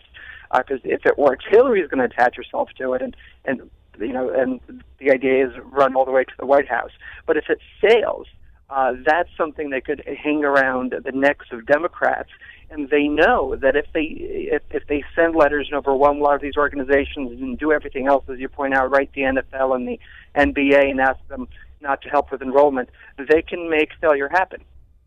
Well, they can certainly hasten it if it's going to happen. Yeah. And this is part of a party that can see no way of compromise at this point. I mean, you recall during the 2012 election, you had Republicans that were saying repeal and replace. There's no even discussion of replace anymore. Yeah, well, there's no single replace bill. I mean, they have maybe 5, 10 different versions that are all pretty much the same, but they don't, you're right, they don't even think that they need to have a single alternative. They just want to take it away and go back to the old system. Which was killing people. Literally. Quite literally. What do you think's next? I mean, I honestly, you see these reports that are coming from the various states that have set up their exchanges, where they're announcing that the fees that people would pay are not only less than they would have been before, but they're less than we thought they would be too. Yeah, a large report came out this morning from the Kaiser Family Foundation, which is that nonprofit group that studies healthcare, had been before the law and has done remarkable work since. And they're saying that in these 17 states and the District of Columbia where rates are available, these are the rates, the premiums that folks are going to pay when they enroll for coverage in the healthcare marketplaces, they're on balance lower than what the Congressional Budget Office had predicted back when Obamacare was signed into law. So that's a big, big deal. Now, the numbers are going to vary based on geographical location and age and all that. Which is one thing, by the way, I've seen some Republican politicians playing with, like, we don't want to pay New York's fees for health care, as if that's what would happen. Yeah. Well, New York is an interesting story in and of itself. I mean, that's a market where they had all of the reforms in terms of people. You can't be denied coverage for having a pre-existing condition, and there's guarantee issues, so insurers have to give you coverage, but they didn't have that individual mandate. And so what you had as a result, young people, healthy people, weren't signing up for coverage, and prices increased dramatically in the New York individual market. Now that the mandate's going to go into effect next year, they're projecting New York prices are going to dramatically decrease. It's absolutely fascinating as these things begin to take off, and we're all looking forward to the next stage here. I mean, it's nice to see the numbers turning around when it comes to Obamacare. That more and more people, as they come in contact with it, and as they hear stories from their friends about how they didn't have health care for a year or two and now they do, these things are all positive developments. Igor, what do you think's next? Do you think President Clinton's speech and things like that are going to be helpful? Well, President Clinton's speech is a good step. I think we need more speeches from maybe it's Michelle Obama, maybe others. States are actually doing a really good job, some of them, in terms of getting people covered. We did a post on Think Progress about the most creative ways. So let me just tell you some of them. Well, we don't have a lot of time, but I did see the one about using nude people to get coverage, and yeah, that's what California is doing. Nude people and signs saying get coverage. So I just want to look. Implementation is a good thing, I think, for Americans, but it's not going to be easy. It's not going to be a cakewalk. It's not. Well, it certainly isn't going to be a cakewalk. Igor Vlasky, the managing editor of Think Progress. Thanks for joining us. When we come back, we'll talk to Dr. Digipol. Stick around.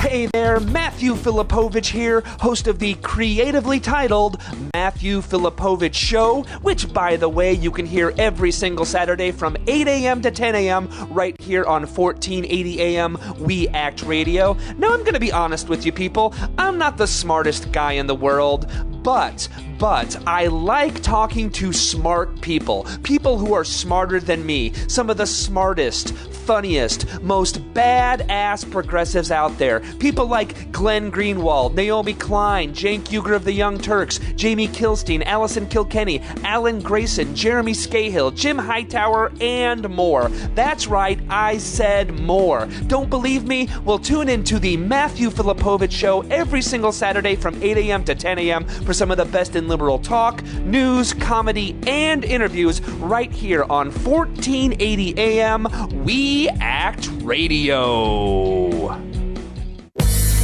You're listening to We Act Radio, WPWC 1480 AM. Now get out there and do something.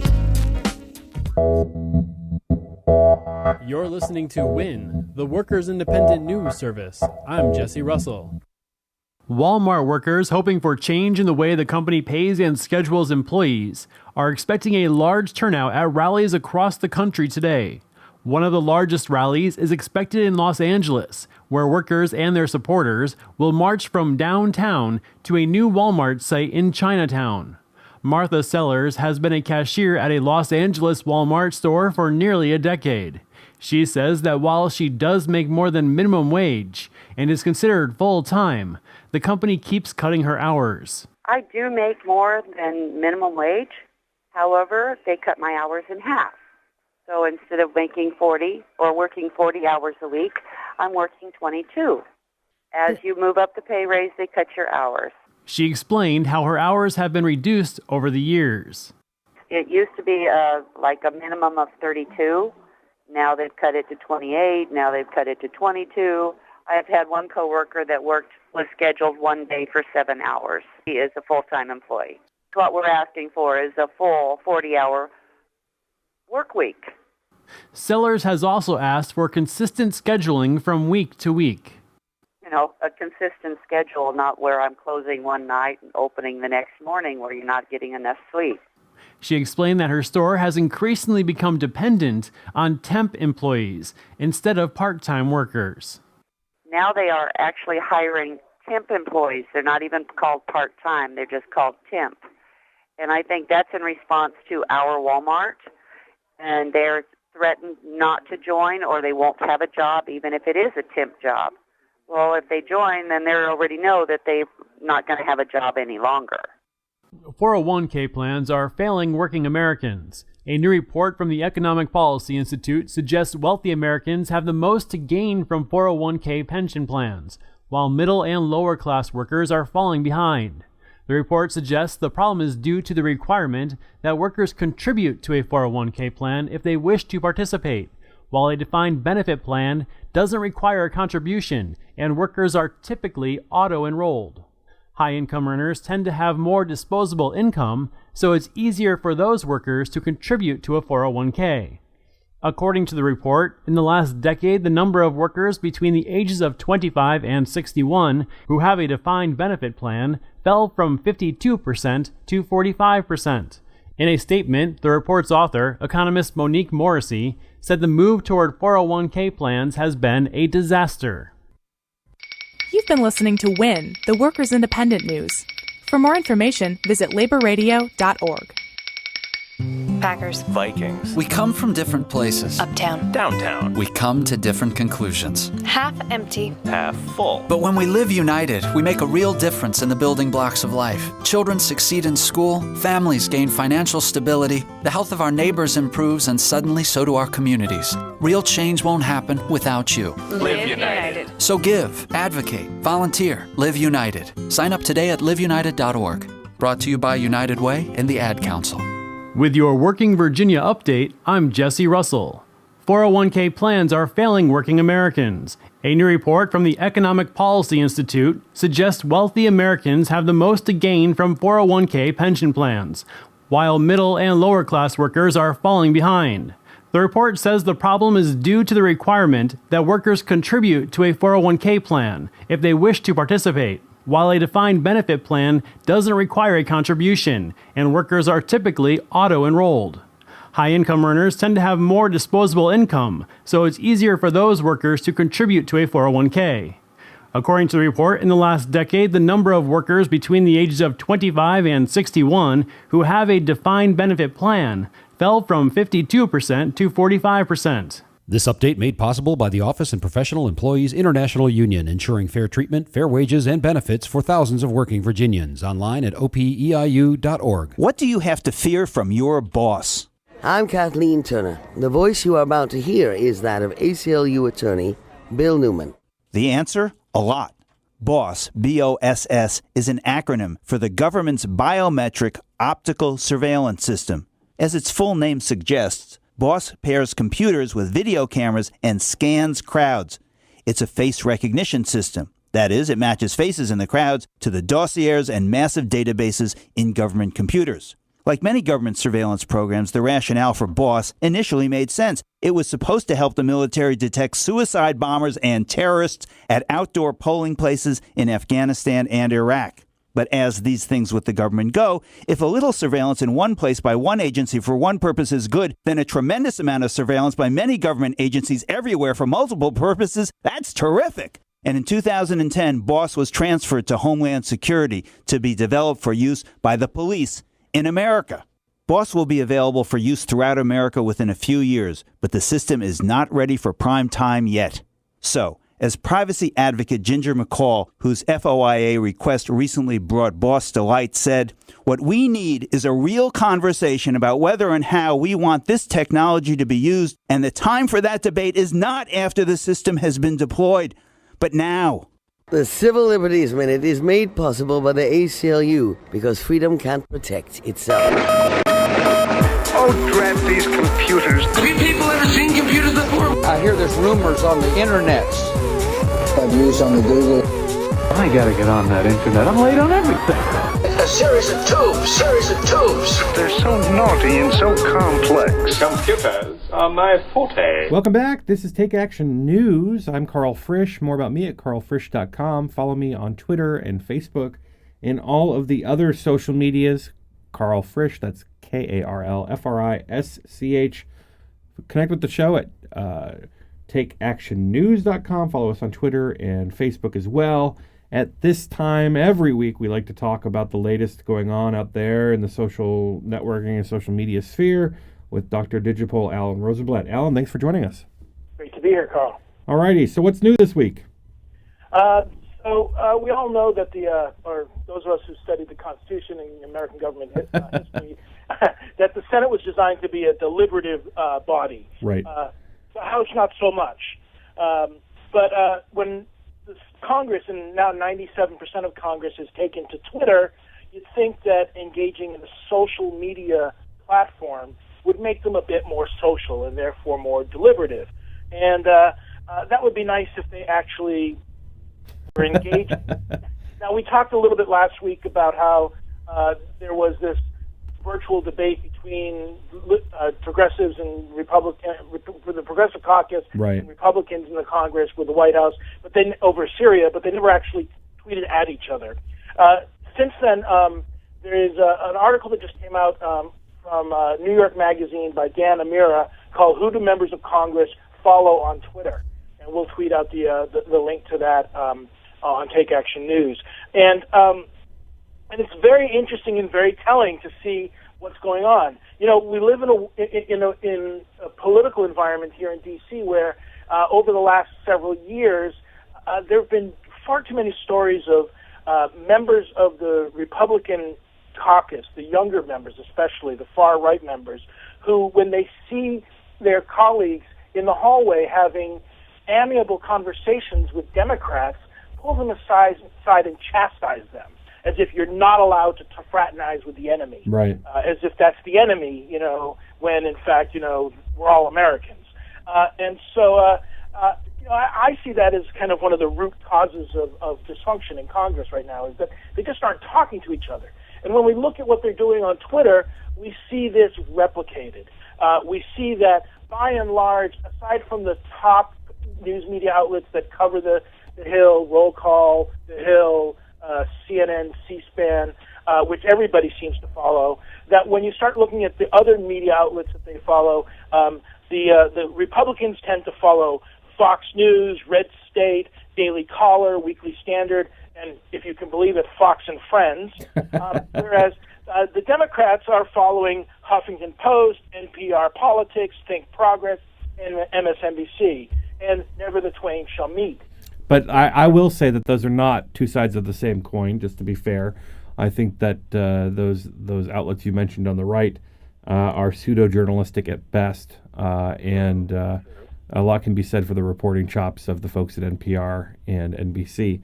One question I would have for you is... The right would say this is the reverse. Well, I mean, they'd be wrong, and demonstrably so. It's part of a 50-year campaign on the right to make their folks untrusting of the traditional media. Is there liberal media? There sure is some liberal media, but there's also a broad swath of media that is independent, and their only bias is for drama. So one question I would have is how much you think these members of Congress are just using Twitter like they do anything else, as a soapbox to spout out their opinions, to get the attention of Tea Party and other, otherwise committed right-wing activists, so that they can grow their audience and potentially move up the ladder someday.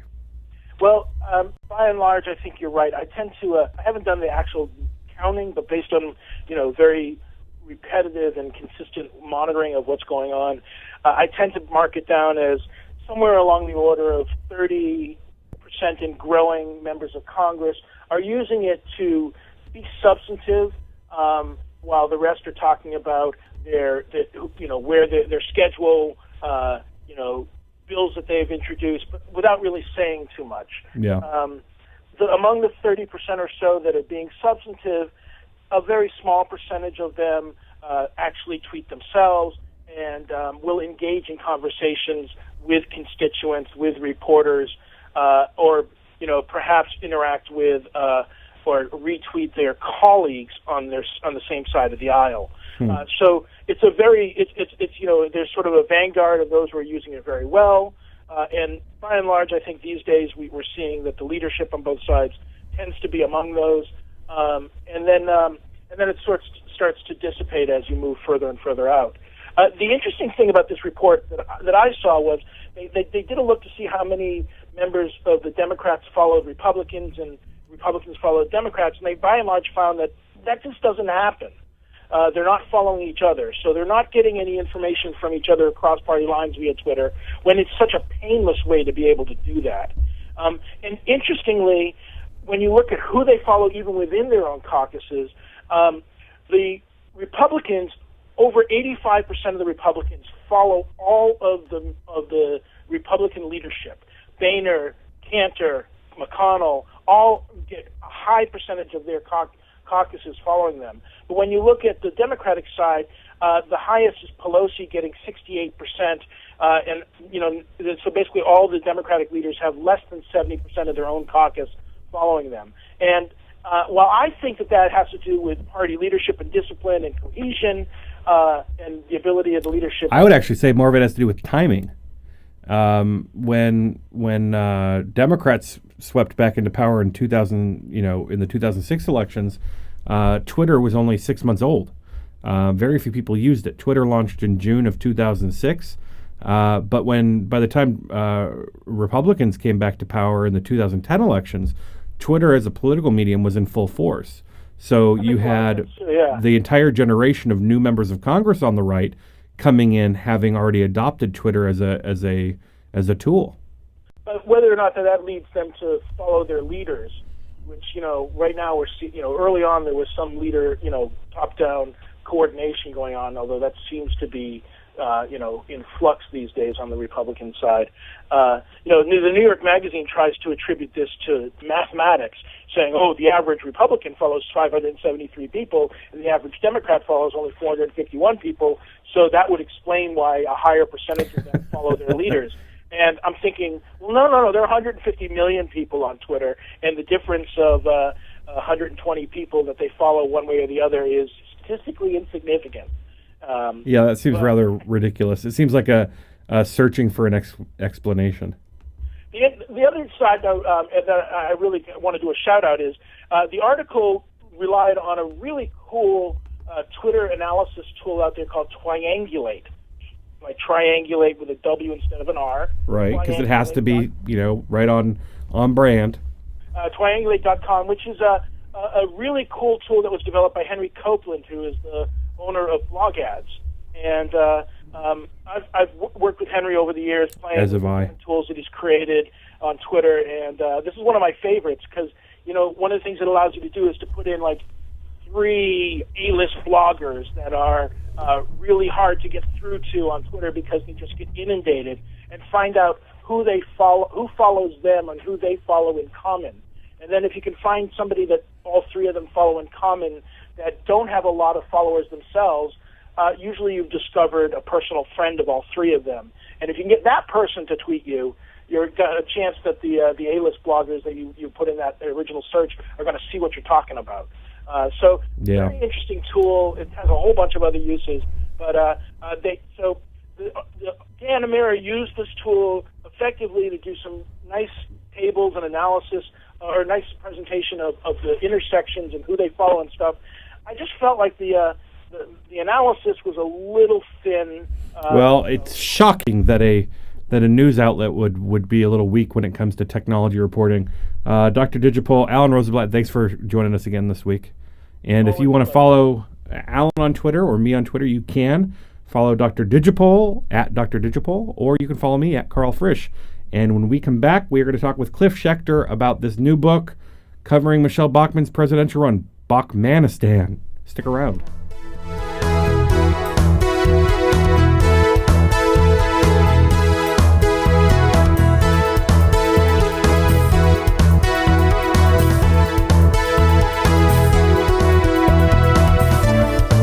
Sergeant Michelle Garcia served meritoriously in Iraq and has the medals to prove it. Soon after leaving the Navy, Lieutenant Chris Scott found a job, a home, and started a family of his own. Corpsman Richard Stokely took the skills he learned in Vietnam and put them to good use as a paramedic. But soon after leaving the military, each of these veterans fell on hard times and faced homelessness. Even after Michelle lost all her savings, even after Chris wasn't able to pay his mortgage, and even after Richard battled alcoholism for years, they each reached out for help when they needed it most. A simple phone call put them in touch with a trained professional from the Department of Veterans Affairs. That call got Michelle a place to stay until she could afford one of her own, put Chris in touch with employment assistance, and found Richard a substance abuse program. These veterans are success stories not only for how they were able to help others while serving their country, but for how they were able to let others help them. If you know of or are a veteran in need, make the call. When you go on a road trip, you're careful. You follow the signs to arrive at the right place. It's the same online. Read the internet signs along the way, or you may be led astray. For example, look for the .gov at the end of the web address. If it isn't .gov, it isn't the real Social Security website.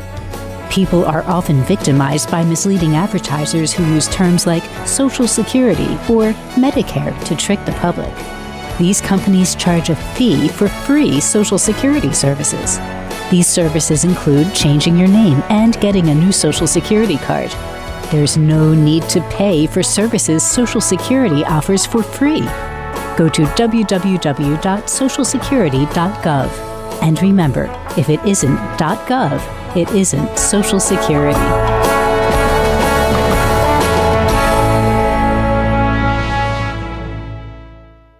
Would you like to secure stable employment, affordable, high-quality child care, or an opportunity to serve your community through meaningful volunteer and internship experiences? If so, UPO is the place for you. Hello, I'm Andrea Thomas, Vice President of Administration and Chief of Staff for UPO. As the Community Action Agency for Washington, D.C., UPO has proudly served the residents of Washington for the past 50 years. Annually, we impact the lives of nearly 100,000 Washingtonians, 100,000 people advancing their education, securing employment, maintaining housing stability, and investing in their communities through volunteerism. Our vision is a Washington of thriving communities and self-sufficient residents. To learn more about our services and how you can partner with us or donate, visit us at www.upo.org. UPO, where we are uniting people with opportunities. Take Action News is proud to be sponsored by Healthcare for America Now. HCAN is a national coalition of more than 1,000 groups in 50 states, representing 30 million people. HCAN works to promote, defend, implement, and improve the Affordable Care Act at both the state and federal levels. They also try to protect Medicare and Medicaid, increase corporate accountability, and confront forces that seek to take away critical services. HCAN believes in creating jobs, not cutting programs people depend on. HCAN runs comprehensive issue campaigns that mobilize people at the grassroots and define the public debate. HCAN is fighting to protect, implement, and improve the new health care law through national and state-based legislative and regulatory campaigns built on grassroots action, public education, communications, policy analysis, and groundbreaking research. HCAN has become a respected voice and national leader on healthcare while continuing to focus on aggressive field activity. Support HCAN, Healthcare for America Now.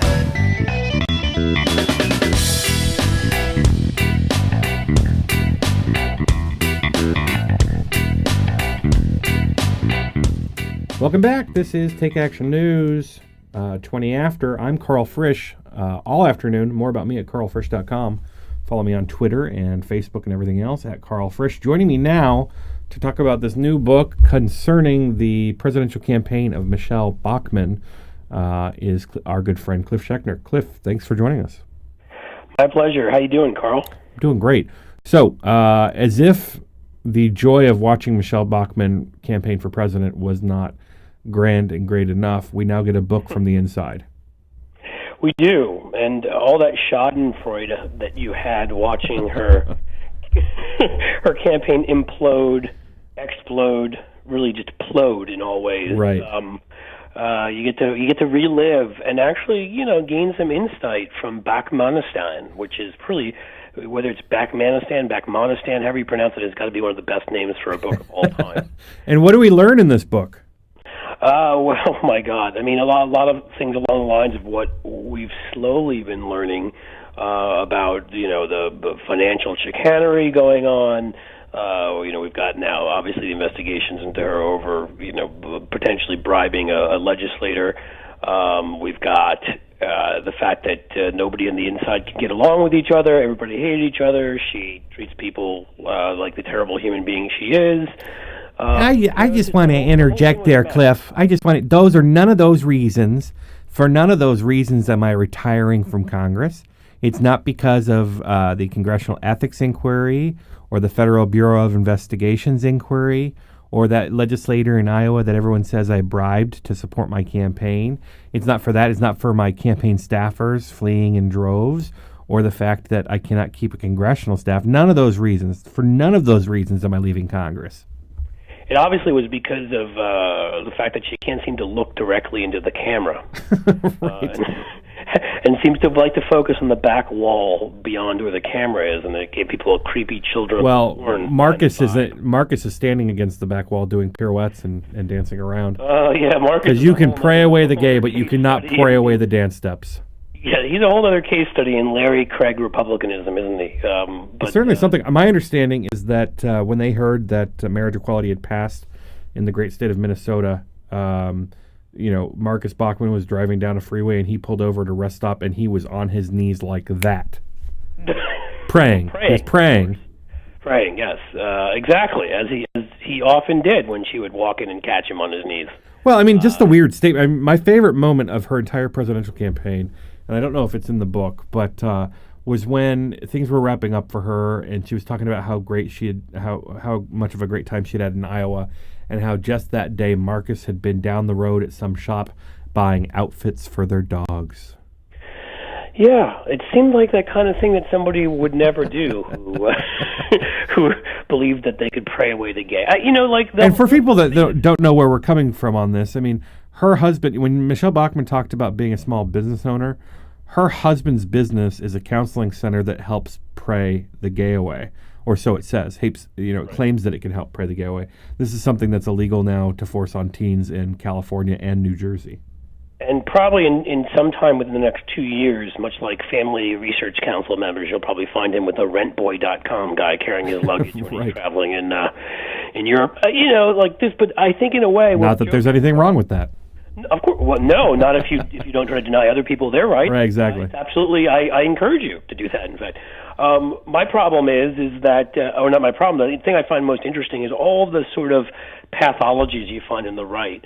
The self-hatred leading to sort of the homophobia, the I'm holier than thou Christianity, and you find the financial chicanery behind the scenes and the rest. Like, it's all there in this book. It's all there with the Bachmans. The stupid party, as Bobby Jindal called his own party, where she gets up in Concord, New Hampshire, and thinks that's where the first shots of the Revolutionary War were fired. I mean, my personal favorite was when she claimed that she grew up in the same town that John Wayne was born in, Waterloo, Iowa, which I've been to Waterloo, Iowa, and I don't think anybody should be taking credit for having been born there.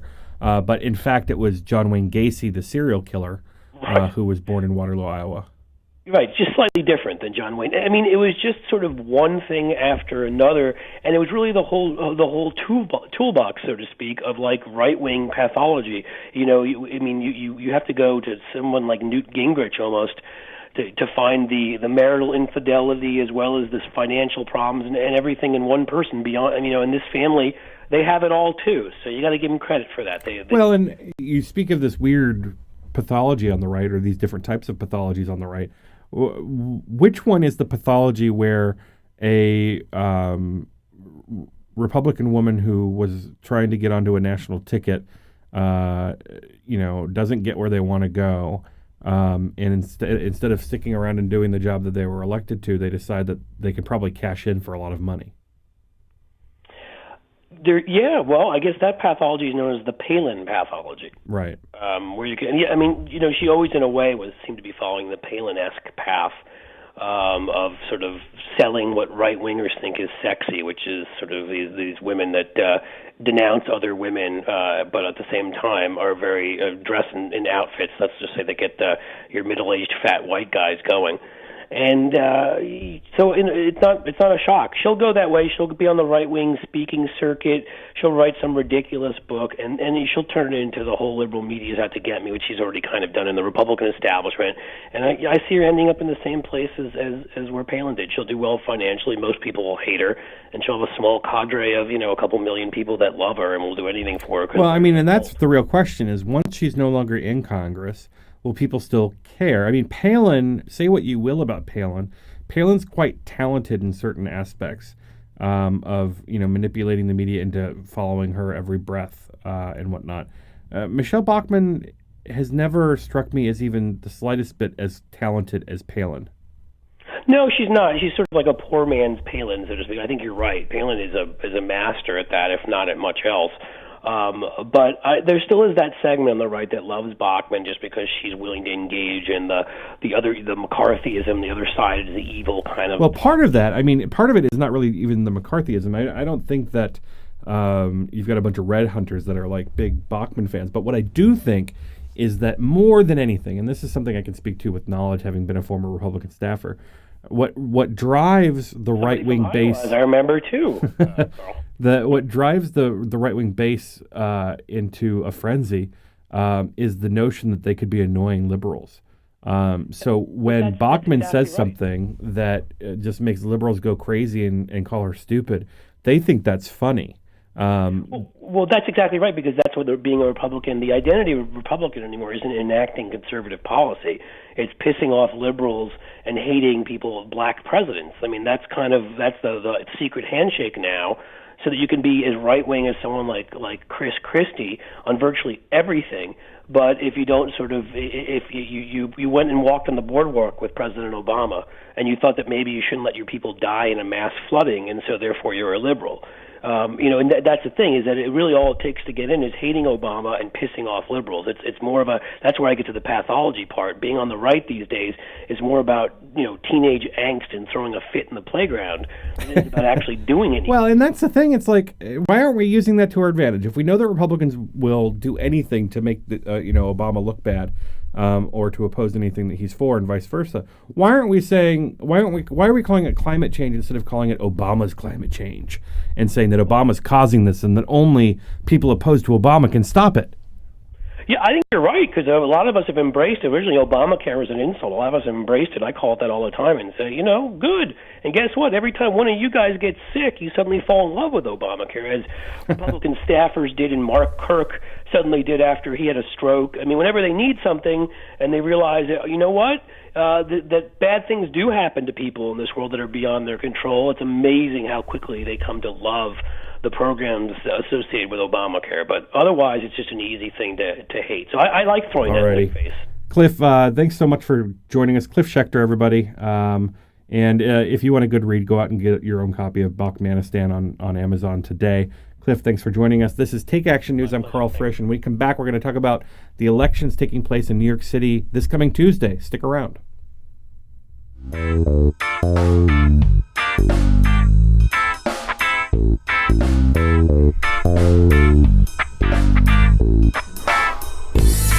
You're listening to WIAT Radio, WPWC 1480 AM. Now get out there and do something. Breast health awareness is critical for all women, particularly African Americans, because we have an increased risk of dying from breast cancer compared to women of other backgrounds. At U of M, I'm doing research here and with women in Ghana to look for an inherited link that makes African and African American women susceptible to a more aggressive type of cancer. Finding this link, I believe, will make new treatments possible. But right now, making sure that you are properly screened is our best protection. With experts like Dr. Lisa Newman, the University of Michigan Health System is a leader in cancer care. When you call our free Cancer Answer line at 800-865-1125, an oncology nurse will answer any questions you might have about the prevention, screening, and treatment of breast cancer and other forms of cancer. All calls are confidential. Call 800-865-1125 or visit ufmhealth.org/Cancer Answer line. We're working to help everyone enjoy longer, healthier lives. That's the Michigan difference. As a National Guard or Reserve member, you served your country. Now let VA serve you. I wouldn't be here today as a successful woman without the help that I received. Your VA honors your service by providing a wide range of veterans benefits. From home loans to job training, VA benefits can help with some of life's toughest challenges. What's important about VA benefits is they don't just touch you as an individual. They can touch your parents, maybe your grandparents, your child. Go to benefits.va.gov/guard reserve to learn more, including how to apply online using e-benefits. I just finished a master's degree recently, and now I'm working on another degree as well. So the military made that all possible. My veterans benefits made that all possible. No matter what the time is, apply for your benefits. You earn them. VA is ready to help you. Achieve your next mission. Learn about and apply for your VA benefits today. Hey, I'm Anderson Cooper. As a parent, you want to make sure that your child knows how to deal with bullying when they see it happening. And chances are they want to help, but they don't really know how.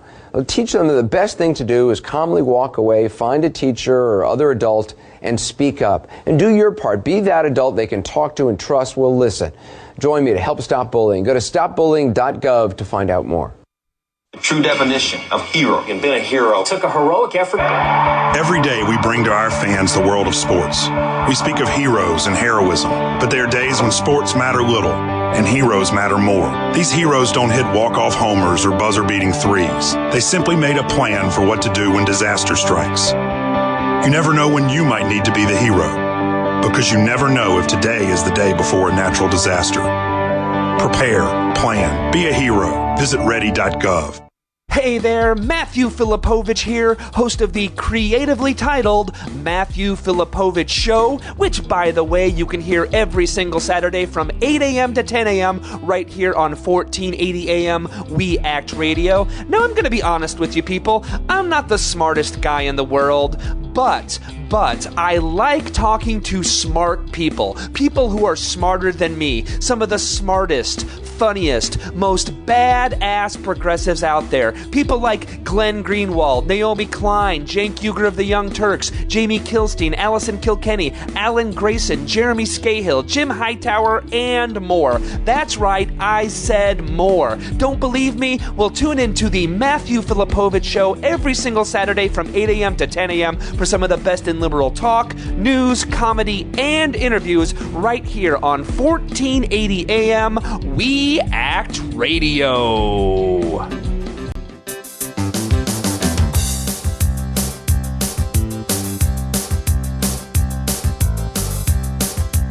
Welcome back to Take Action News. I'm Karl Frisch, 34 after. Next Tuesday the 10th, is Election Day in New York City. They will be electing a new mayor as Michael Bloomberg is termed out and on his way out of office. And they will also be electing a host of city council candidates. I've actually got a friend running for city council in the 3rd District in Chelsea, Corey Johnson, who I think will probably end up winning. He's running a great campaign, and he's a gay man, and he's running as a lesbian woman. It's one of those races where it's gay all around, and I think that speaks to a lot of progress for the LGBT community. But there are gay candidates up and down the ticket that are running for office in New York, LGBT candidates nonetheless. And I thought it would be a great opportunity to chat with somebody who knows all too well how exciting Tuesday could be for the LGBT community in New York in this election. Jeff Spitko is the Chief Marketing Officer at the Victory Fund, the Gay and Lesbian Victory Fund. Jeff, thanks for joining me. Hi, Karl. Thanks for having me on today. Absolutely. So before we get to the mayor's race, which I know people, even if they haven't wanted to follow it, have been forced to follow it thanks to Anthony Weiner, let's talk about some of these city council races. Absolutely. In New York. I mentioned my friend Corey. He's running against a woman named Yetta Kurland. They're both gay. They're both viable candidates for that city council seat. There are other gay candidates running for city council as well, and also a trans man who's running. Absolutely. Yeah, well, Mel Wymore, who is actually running in an open seat in District 6, which is the Upper West Side, he's going to be replacing Gail Brewer, who's running for the Manhattan Borough President. Right now, it's a field of about 6-7 folks. Big field, but Mel is getting incredible support.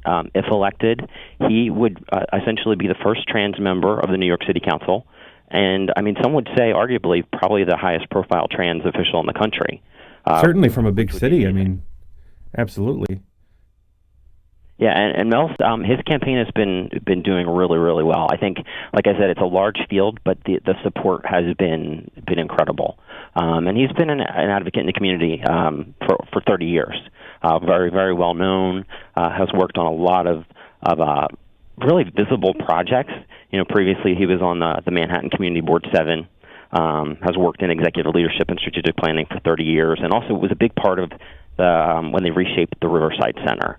Adding housing and development that was affordable, and added some public schools in there as well.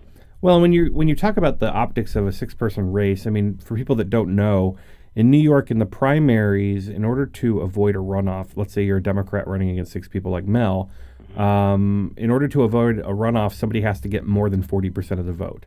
Correct. And that's pretty difficult if you're running against a bunch of viable candidates. Yeah, and especially in a large field. I mean, chances are that it may go to a runoff, but again, hard to say. In races like that, we're not seeing as much polling as we would in, say, a race like the mayor's race. Sure. But just from the feet we have on the ground and what we're hearing, it's going to be an exciting day on Tuesday.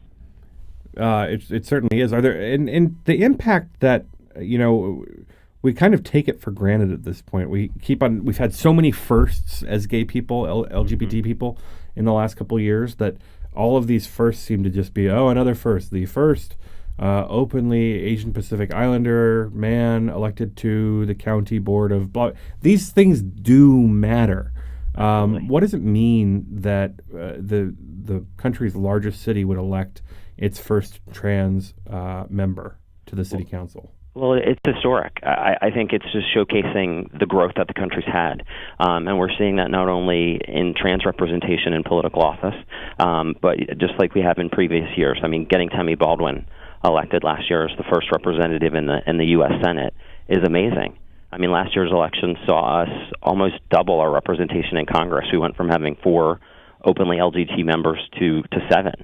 And not only are we seeing sort of growth in the trajectory of the folks getting elected to office, but the positions of power that they're holding. Sure. I think if you look across the country, you'll see individuals like Speaker John Perez in California, who's the Speaker of the State Assembly. And last year we also gained 3 other speakers with Gordon Fox in Rhode Island, Mark Ferrandino in Colorado, and then Tina Kotek in Oregon. So it's showcasing that voters and really generally America are seeing sort of a progression and not necessarily letting an individual's sexual orientation be a wedge issue in whether or not they're elected. And I think that progress is pretty amazing. And it's not just in these big cities. I mean, you bring up Tammy Baldwin being a senator from Wisconsin, but one of the things that was fascinating to me about the 2012 election was that so many people, that went to Congress, for example, were from places that you wouldn't necessarily say, oh yeah, gay people would totally represent that area. Yeah. Mark Takano, who represents Riverside, California. That's the Inland Empire. It's rural-ish. It's not Los Angeles. Kirsten Powers, Kirsten Sinema from Arizona. Not known for LGBT friendliness. I mean, Kirsten has been an amazing role model in that community. And she's well known, has been doing an amazing job since she was elected last year, and ran a tough race. I mean, it was a large field, similar to some of the races we talked about already, and she just shined and was able to win that seat, and has been doing an amazing job. Well, and it speaks volumes that these folks are capable of winning in these places that you wouldn't necessarily say are the most friendly to LGBT people. And more and more, it's not taken as something that voters, are going to vote against somebody on it. They're going to care about the issues that person is representing. What other, city candidates? We'll get to the mayor's race in just a bit, but in New York, do you see as potential wins on Tuesday? Yeah, I think some of the other exciting ones, Carlos Menchaca, who is running in District 38 in Brooklyn, amazing story. Essentially, he was the son of an immigrant single mother, raised in El Paso, Texas, eventually transitioned to New York City. Pretty much in college in the University of San Francisco, led a lot of social justice causes and eventually became the first openly gay president of a student body. Upon going to New York City, found his way eventually to work for Christine Quinn. Quinn had then sent him during the Hurricane Sandy relief, to Red Hook. Red Hook is historically well known for the incumbent there currently has been somewhat of they're calling her more of an absentee representative, missing city council meetings. A lot of the constituents in that town just did not feel supported, especially during the hurricane relief aspect of it. And Carlos was actually sent there by Christine Quinn as part of the relief effort, and the community adored him and essentially lobbied for him to run and oppose the incumbent. And that's exactly what's happening now during the campaign next week, and his chances are looking amazing as well. Similar to Mel, just an incredible base, an incredible story. And what's powerful is when you have candidates like that who are so passionate about what they're doing and want to make a change, just how powerful constituents will rally for them. And my understanding is he would be the first council person from Brooklyn that's LGBT, if I'm not mistaken. Absolutely. He would be, which would be another groundbreaking election. So it's another one of those kind of first type things. And what does the Victory Fund do in terms of its engagement? Full disclosure, I'm a member of the campaign board, but we really just help find candidates to endorse and raise money for those candidates. What is Victory Fund doing on the ground to assist these folks? Well, it varies on race by race. So for those who might not be familiar with Victory Fund, we've been around since 1991. We're a nonpartisan organization that essentially our mission is to increase the number of openly LGBT officials in elected office. We feel that by having a voice at the table, it's much harder for individuals to pass anti-gay legislation. When there's individuals that are in office who are considering anti-LGBT legislation, they then would have a face and a name and know someone that they're working with that has a family and a partner and knows their story and gets to know them on a personal level. And we found that is really making a difference. I mean, from 1991, when there's only 49 openly LGBT office holders across the country, today that's well over 500, which sort of is another powerful testament to the progress that's been made. And it's interesting because no state has ever passed significant same-sex partner recognition legislation without at least having one openly LGBT person on their state legislature. So it's important that it shows that having that representative there and that voice really will make a change. Well, and the number of states that don't have an openly gay member of the legislature is dropping like crazy, particularly in the last election. Yeah, last year we took 7 off that list, which was really, really exciting for us. I think, and it's interesting. I'm from Pennsylvania originally before moving to D.C., and I'm happy to say Pennsylvania was one of those states with Brian Sims' election. Not just Brian Sims, though. This is something I'll tell him. One. So last year, actually, right before Brian's election, Mike Fleck, who actually was a Republican in the Pennsylvania state legislature, came out as well. And I think that's an interesting story because it talks to sort of the role model aspect of it, so I don't think necessarily Brian running inspired Mike to come out, but it's just showcasing that you can be open and honest about who you are, overcome obstacles, and really not let anything get in your way in terms of running for elected office. And I think Brian's done that, Mike's done that, and now, with 2 people, they have sort of a mini caucus, but we're hoping that grows even more. And it's interesting, last year, some of the states that came off, Josh Boshi, who is from North Dakota. I mean, I think that's an incredible example of someone who was inspired to run, went through the training that Victory Fund conducts, and won his seat. And now he's the first openly LGBT person on the North Dakota state legislature. So we have those states. We have, West Virginia with Stephen Skinner, and Texas with Florida. Yeah, Florida. Florida, we actually got 2 as well. So I think it's powerful with Joe Saunders down there and Dave Richardson. I think so we're seeing an impact, and I think it's an interesting day and age where we're seeing sort of these progress just come in leaps and bounds, and it's been amazing, and we're looking forward to it. I think one of the interesting things is we've seen a lot of progress, and it's easy to say, oh well, we're accomplishing so much. You look at sort of DOMA falling down and Don't Ask, Don't Tell going away, but there's still 37 states without LGBT representation, and when we talk about sort of equality issues, marriage equality always seems to float to the top, but there's so many other issues that are out there that need work. Well, and let's talk about some of those issues when we come back after this break. Do you mind sticking around? Absolutely. Alrighty, this is Take Action News. I'm Karl Frisch. When we come back, we're going to talk about the New York mayor's race featuring Christine Quinn, and we'll do a little bit of a report card on where we stand in equality other than marriage in this country. You won't want to miss it, so stick around.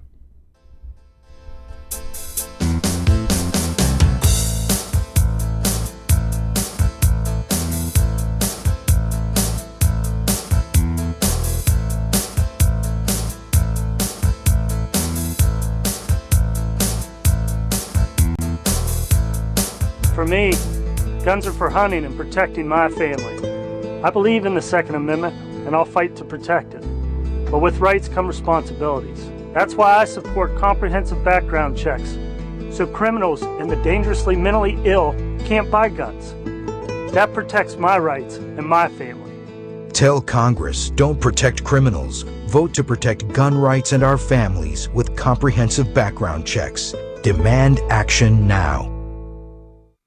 Hello, everybody. I'm David Shuster, your host of Take Action News. On our show, we talk government, politics, and what you can do to have an impact. We're nonpartisan, report like hell, and let the chips fall where they may. We feature segments like social media, activists of the week, and the latest news affecting our communities. So join us every Saturday and make a difference. Yes, you and I, we can do this. That's Take Action News on the air, online, and at your podcast convenience on iTunes each week on the We Act Radio Network. Say you want to go to college. Yay! A Big Ten college. But you don't want to feel like part of the, well, you know. Is there an answer for you? Of course. Indiana University East. Go Red Wolves! Indiana University East. You'll get the quality of a Big Ten education in a small college setting. IU East offers more than 50 fields of study, from accounting to political science, taught by internationally recognized faculty with an average of 18 students per class. So it's not, student number 95A-6273, please report to. It's more like, hey, John, welcome to class. Best of all, you'll graduate with one of the most respected degrees anywhere, a degree from IU. Don't wait. Go to iue.edu. or call 800-959-EAST to arrange a visit to Indiana University East. IU. Focused on you. We Act Radio is a very proud partner of the Start at Westminster, a harm reduction, prevention, and awareness initiative sponsored by the Westminster Presbyterian Church right here in D.C. START stands for Syringe, Treatment, Advocacy, Resources, Training. These are the core elements of the harm reduction philosophy at START. The goal of this program is to reduce transmissions of HIV, hepatitis, and other bloodborne infectious diseases by empowering those at risk of infection with the tools, resources, and referrals they need to take charge of their health. Over the past year, the Start at Westminster tested over 1,600 people, and they're averaging about 150 tests each month. And of course, with the proper funding, that number could go even higher. For more information on this terrific program, go to www.startatwestminster.org. or visit the Westminster Presbyterian Church, 400 I Street Southwest, right here in Washington, D.C. 100% success rate in modifying your home. Free consultation. At 10%. Does this sound familiar? If you're in need of assistance with your mortgage, be careful where you turn for help. Loan modification scammers will offer deals too good to be true. Learn the signs so your life won't be turned upside down. Know it, avoid it, report it. For more information or to report a scam, call 1-888-995-HOPE or visit HUD.gov/prevent-loan-scams.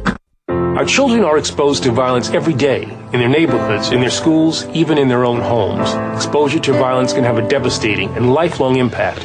Through community action and leadership at the national level, we're identifying the children who need our help. I'm Attorney General Eric Holder, and I'm asking those of you who have a role in a child's life to take action. Through your attention and early intervention, we can help children in need to heal, to thrive. Together, we can change their lives and their futures. Join the Justice Department in defending childhood.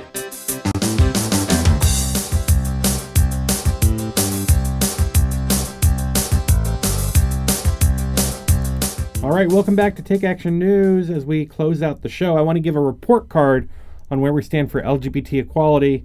Gays and lesbians can be fired in 29 states based simply on who they love, not the quality of their work. On that score, the number of states sanctioning discrimination is even worse for transgender people. Stable law-abiding same-sex couples in 32 states are forbidden from jointly adopting children and denied the right to adopt the sons and daughters of their partner in an equally unfortunate number of states. Students who identify or are perceived to be LGBT remain vulnerable to state-sanctioned discrimination by their teachers and public schools in 36 states, while 33 members of our More Perfect Union have no statewide programs protecting them from bullying. When it comes to renting a home, lesbian and gay men can be denied a lease simply for being gay in 29 states, and again, the number is even worse for the trans community.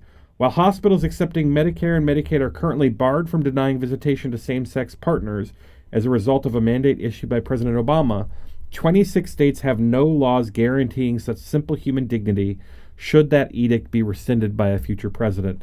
If you're just joining us, I'm talking to Jeff Spitko from the Victory Fund. Jeff, what impact do openly LGBT officials have on numbers like that? Well, I think it's interesting.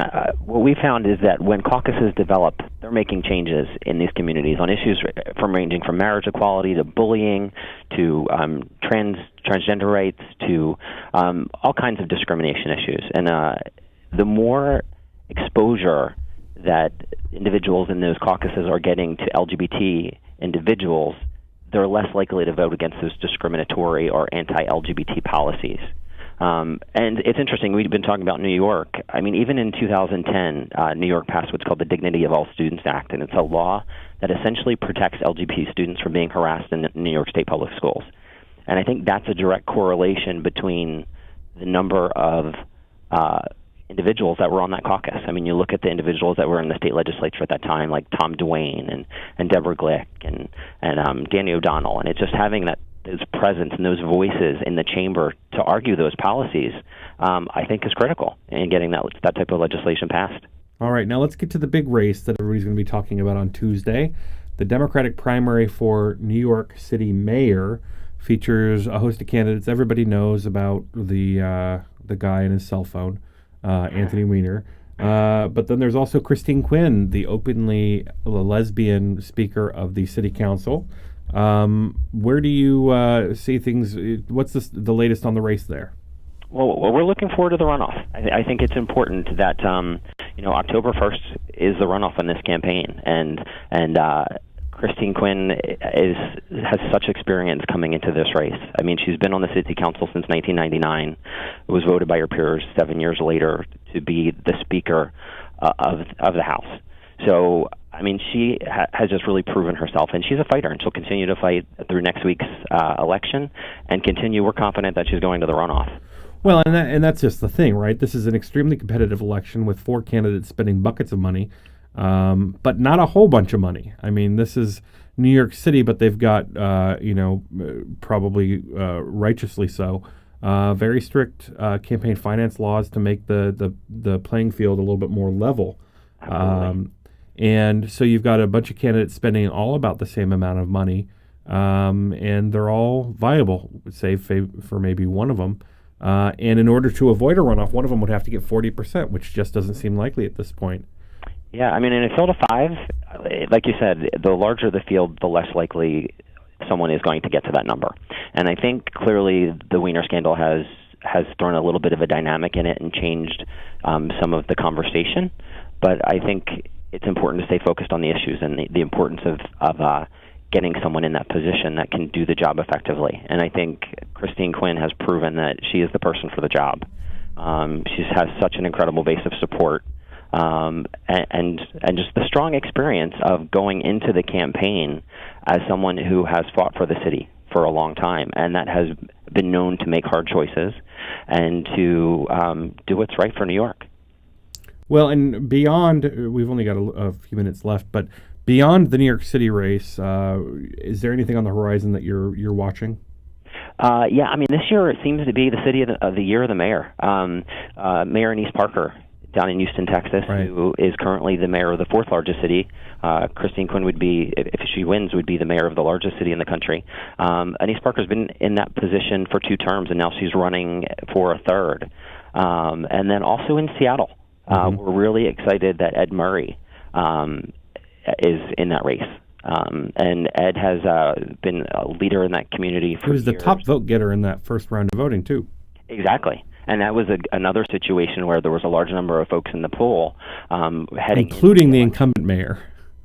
I'm sorry, what was that? Including the incumbent mayor. Exactly, which is always interesting when you see a challenger defeat an incumbent. I think that just goes to the testament of that regardless of sexual orientation, voters care about the issues. They care about transportation and roads and housing, and it's not necessarily who a person loves that is impacting their decision once they go to the ballot box, and that's a great thing to see. And what does it say for a city when they have an LGBT mayor? I mean, what have you seen in Houston as a result of Anise being there for 2 terms now? Well, it's interesting. I think when she originally was elected, there were a lot of anti-gay attacks, some talking about a gay agenda, and she had a great quote back then that said, well, if the gay agenda is housing and jobs and transportation, then that's really interesting.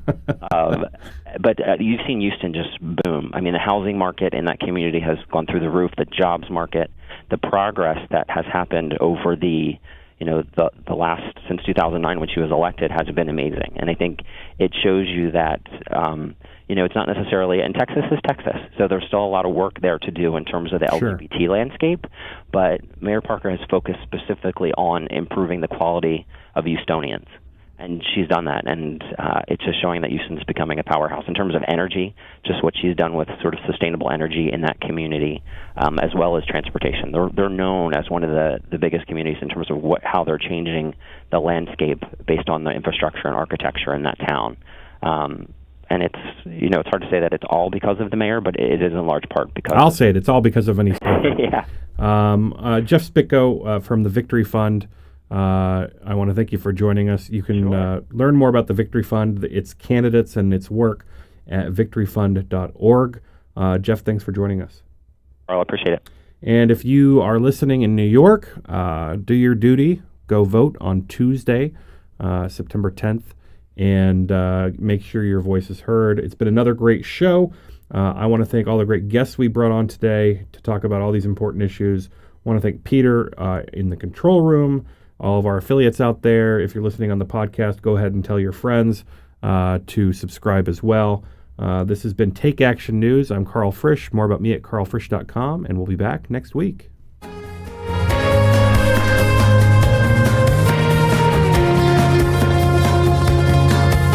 I'm Gary Johnson, former governor of New Mexico. Last year, my state became the 12th state to allow medical use of marijuana by patients who are seriously ill. Some people were surprised that a Republican governor supports medical marijuana, but I'm hardly alone. Groups like the American College of Physicians, American Nurses Association, and American Public Health Association have all acknowledged the medical value of marijuana. New research about medical marijuana is coming out almost every day, showing remarkable potential in all sorts of serious conditions, including cancer, AIDS, and chronic pain. But some in government still want to put politics and ideology ahead of public health. To learn more about medical marijuana and what you can do to help, contact the Marijuana Policy Project at 1-877-JOIN-MPP or visit them on the web at mpp.org. Thanks.